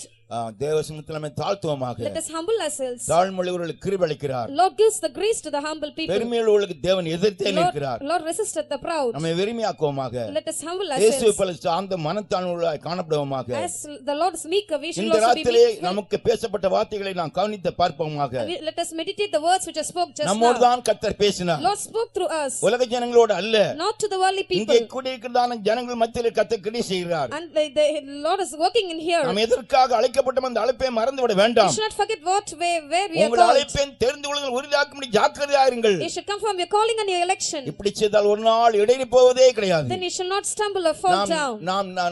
நாம் நோக்கி பார்க்கிறதான் இயேசுவை நாம் பார்க்க போறோம். Let us look unto the Lord. அவரை நோக்கி பார்த்து அவருடைய சமூகத்தில் நாம் சேர போறோம். Let us look unto him and we shall seek அவருடைய his face. சுபாவத்தை பெற்று அவருடைய ராஜ்யத்தில் பிரவேசிக்க போறோம். We shall receive the characters and and shall inherit அவருடைய this ஆவியினால் kingdom. நிரம்பி நிரம்பி அவருடைய மகிமையை நாம் காண போகிறோம். Let us get filled with the Spirit. அதற்கு நம்மை தாழ்த்துவோமாக. For that we shall humble. பரிசுத்த ஆவிக்குள் கழுவுவோமாக. Let us rejoice in the Spirit. உலகத்தை வெறுப்போமாக. Let us hate the world. மதுபானங்களை வெறுப்போமாக. Let us hate the wine. மதுபானம் அது பளபளப்பா இருக்கும். அது The wine is being polished. அது மெதுவா இறங்கும். அது It is soft. அது தூக்கத்தை உண்டாக்கும். அது It creates அது sleepfulness. சோம்பேறித்தனத்தை உண்டாக்கும். It அது creates அது slothfulness. கந்தை உண்டாக்கும். அது It will create உன் slothfulness. ஐஸ்வர்யம் எல்லாம் பொற்றெடுத்து போய்விடும். All the riches will be நீ spoiled. சேர்த்து வைத்தவைகள் எல்லாம் அழிந்து போயிடும். All the things which are gathered is being ஆகையால் spoiled. உலக ஆடம்பரத்தை நம்பாதே. You should not trust in your உலக limitations. ஆடம்பரமான ஜீவிதத்துக்கு இடம் கொடாதே. You should not give room to luxurious Asha life. பாசங்களுக்கு இடம் கொடாதே. You should not give room to such போஜன things. பிரியனா இராதே. You should not be the pleaser of meat.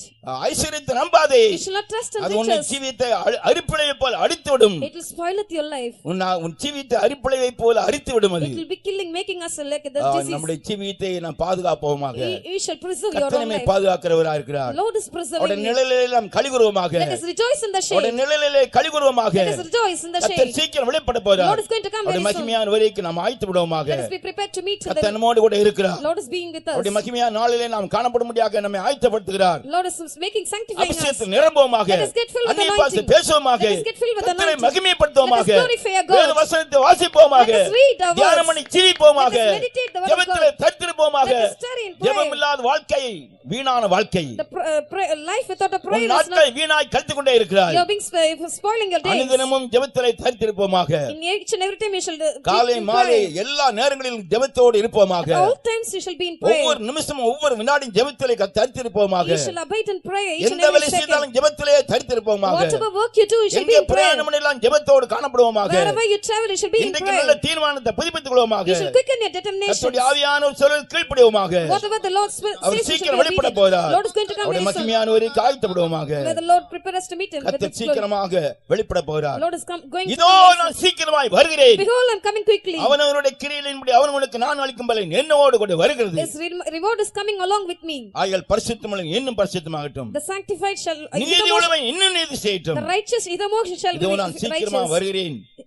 So I come quickly.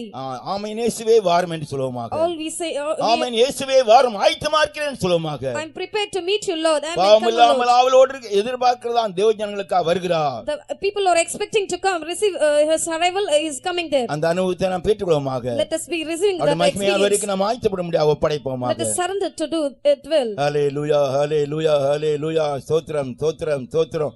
இந்த இரண்டாம் நாள் கூட்டத்தை கர்த்தர் ஆசீர்வாதமாக்கி தந்தார். அதற்காக ஸ்தோத்திரிப்போம். ஸ்தோத்திரம் ஸ்தோத்திரம் ஸ்தோத்திரம் ஸ்தோத்திரம் ஸ்தோத்திரம். அவர் நேற்றும் இன்றும் என்று மாறாதவராய் இருக்கிறார். அதற்காக ஸ்தோத்திரிப்போம். ஸ்தோத்திரம் ஸ்தோத்திரம் ஸ்தோத்திரம் ஸ்தோத்திரம் ஸ்தோத்திரம். வெளியேறப்பட்ட சத்தியங்களை இரண்டாம் நாளிலும் கர்த்தர் தந்தார். அதற்காக ஸ்தோத்திரிப்போம். ஸ்தோத்திரம் ஸ்தோத்திரம் ஸ்தோத்திரம். தம்முடைய மகனை வல்லமையாட்டு பாவித்தபடினால் கர்த்தரை நாம் ஸ்தோத்திரிப்போம். ஸ்தோத்திரம் ஸ்தோத்திரம் ஸ்தோத்திரம் ஸ்தோத்திரம். இந்த வேத வசனங்கள் எல்லாம் ஆராய்ந்து பார்க்க முடியாத நல்ல சந்தர்ப்பங்களே இந்த இடத்துல நமக்கு தந்திருக்கிறார். அதற்காக ஸ்தோத்திரிப்போம். ஸ்தோத்திரம் ஸ்தோத்திரம். இந்த இடத்துல வந்து கலந்து கொண்டுதான் தேவனுடைய பிள்ளைகள் பாக்கியவான்கள். அவர்கள் ஆஸ்வதிக்க முடியாத நாம் ஸ்தோத்திரிப்போம். ஸ்தோத்திரம் ஸ்தோத்திரம் ஸ்தோத்திரம். இப்பொழுதும் புறப்பட்டு போறதான் தம்முடைய பிள்ளைகளோடு அவருடைய சமூகம் முன்னாலே சொல்ல முடியாது. ஸ்தோத்திரிப்போம். ஸ்தோத்திரம் ஸ்தோத்திரம் ஸ்தோத்திரம். வந்துதான் ஒவ்வொரு குடும்பங்களையும் பிள்ளைகளையும் ஆசீர்வாதமாக்கி தர முடியாது. ஸ்தோத்திரிப்போம். ஸ்தோத்திரம். எல்லா இக்கட்டுக்கு விலைக்கு தீங்குக்கு விலைக்கு பாதுகாக்க முடியாது. ஸ்தோத்திரிப்போம். ஸ்தோத்திரம். கர்த்தர் சர்வவல்லமையுள்ள தேவனாய் அவர்களுக்கு முன்பாக சென்று அவருடைய நாமத்தை மகிமைப்படுத்த முடியாத நாம் ஸ்தோத்திரிப்போம். ஸ்தோத்திரம் ஸ்தோத்திரம் ஸ்தோத்திரம். தொடர்ந்து நாளைக்கு நடக்கிறதான கூட்டத்திலையும் பங்கெடுக்க எல்லாரையும் கர்த்தர் கொண்டு வர முடியாது. ஸ்தோத்திரிப்போம். ஸ்தோத்திரம். இது தொடர் வேதபாட கூட்டமா இருக்கு அப்படின்னாலே தொடர்ந்து வந்தா தான் இந்த சத்தியங்களை அறிந்து கொள்ள முடியும். எல்லாருடைய மனக்கண்களையும் திறக்க முடியாத நாம் ஸ்தோத்திரிப்போம். யாரும் நேரத்தை வீணாக்காதபடிக்கு குறிப்பிட்ட நேரத்தில் வந்து இந்த ஆசீர்வாதங்களை பெற்றுக்கொள்ள கர்த்தர் கிருபை தர முடியாத நாம் ஸ்தோத்திரிப்போம். ஸ்தோத்திரம் ஸ்தோத்திரம் ஸ்தோத்திரம். இன்னும் அயலகத்தார் உறவினர்கள் நண்பர்கள் சிநேகிதர்கள் எல்லாரையும் கூட்டிக் கொண்டு வர கர்த்தர் உதவி செய்ய முடியாது. ஸ்தோத்திரிப்போம். ஸ்தோத்திரம் ஸ்தோத்திரம். சத்தியத்தையும் அறிவியல் சத்தியங்களை விடுதலையாக்கும் வசனத்தின்படி கர்த்தர் எல்லாரும் விடுதலையாக்கி இருக்கிறார். அதற்காக ஸ்தோத்திரிப்போம். ஹல்லேலூயா ஹல்லேலூயா. பூர்ணமாக விடுதலையாக்கப்பட்டு நித்தியத்தில் காணப்பட தகுதியுள்ள மாற்ற முடியாத நாம் ஸ்தோத்திரிப்போம். அதற்காக நம்முடைய ஆவி ஆத்மா சரீரத்தை முற்றிலுமாக போட்டு கர்த்தரை நாம் ஸ்தோத்திரிப்போம். பிதா குமாரன் பரிசுத்த ஆவிக்கே சகல துதிகன மகிமை செலுத்திக் கொண்டு கர்த்தரை நாம் ஸ்தோத்திரிப்போம். ஜெபம் பண்ணுவோம். எங்கள் நேசிக்கிற அருமையான நல்ல பிதாவே, ஆசீர்வதிக்கப்பட்டதான இந்த இரண்டாம் நாள் கூட்டத்தின் முடிவுக்காய் நாங்கள் நன்றியோடு ஸ்தோத்திரம் செலுத்துகிறோம். ஆண்டவரே, இந்த தேசத்தை நேசித்து ஆண்டவரே இப்படிப்பட்டதான அருமையான கூட்டங்களை அடியார்களுக்கு நீர் ஆயத்தப்படுத்தி கொடுத்த தயவுக்காக நாங்கள் நன்றியோடு ஸ்தோத்திரம் செலுத்துகிறோம் பிதாவே. ஆண்டவரே, போர்த்தந்திரம் என்கிறதான தலைப்பிலே இந்த 2ஆம் நாள் விசேஷமான ஒரு சத்தியங்களோடு கூட நீர் எங்களோடு கூட இடைப்பட்டபடினால ஸ்தோத்திரம். பிசாசானவன் எந்த நிலைமையிலே கர்த்தாவே ஒரு மனுஷனுடைய வாழ்க்கைக்குள்ளே கடந்து வந்து அவன் திடீர் தாக்குதலை எப்படி கொடுக்கிறான் என்பதை குறித்து கர்த்தாவே சுவாமி வேதத்தின் அடிப்படையிலே நீ எடுத்து காண்பித்த தயவுக்காய் ஸ்தோத்திரம். ஆண்டவரே, 5 விதமான கிரியைகளோடு கூட அவன் வல்லமையாய் கிரியை செய்யும்படியாக முற்படுகிறான் என்பதை கர்த்தாவே சத்திய வசனத்தின் மூலமாக நீர் காண்பித்தீரே.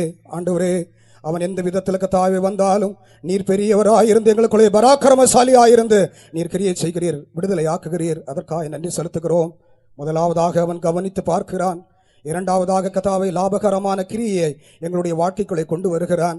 3ஆவதாக ஆண்டவரே தவறான நம்பிக்கையை கொடுக்கும்படியாக அவன் பிரயாசப்படுகிறான். இந்த 3 காரியங்கள் நடக்கும்போது அவனை கர்த்தாவே அப்படிப்பட்டதான நிலைக்கு தள்ளப்பட்டதான ஒரு தேவனுடைய மனுஷனை ஆண்டவரே மதிமயங்க செய்கிறான்.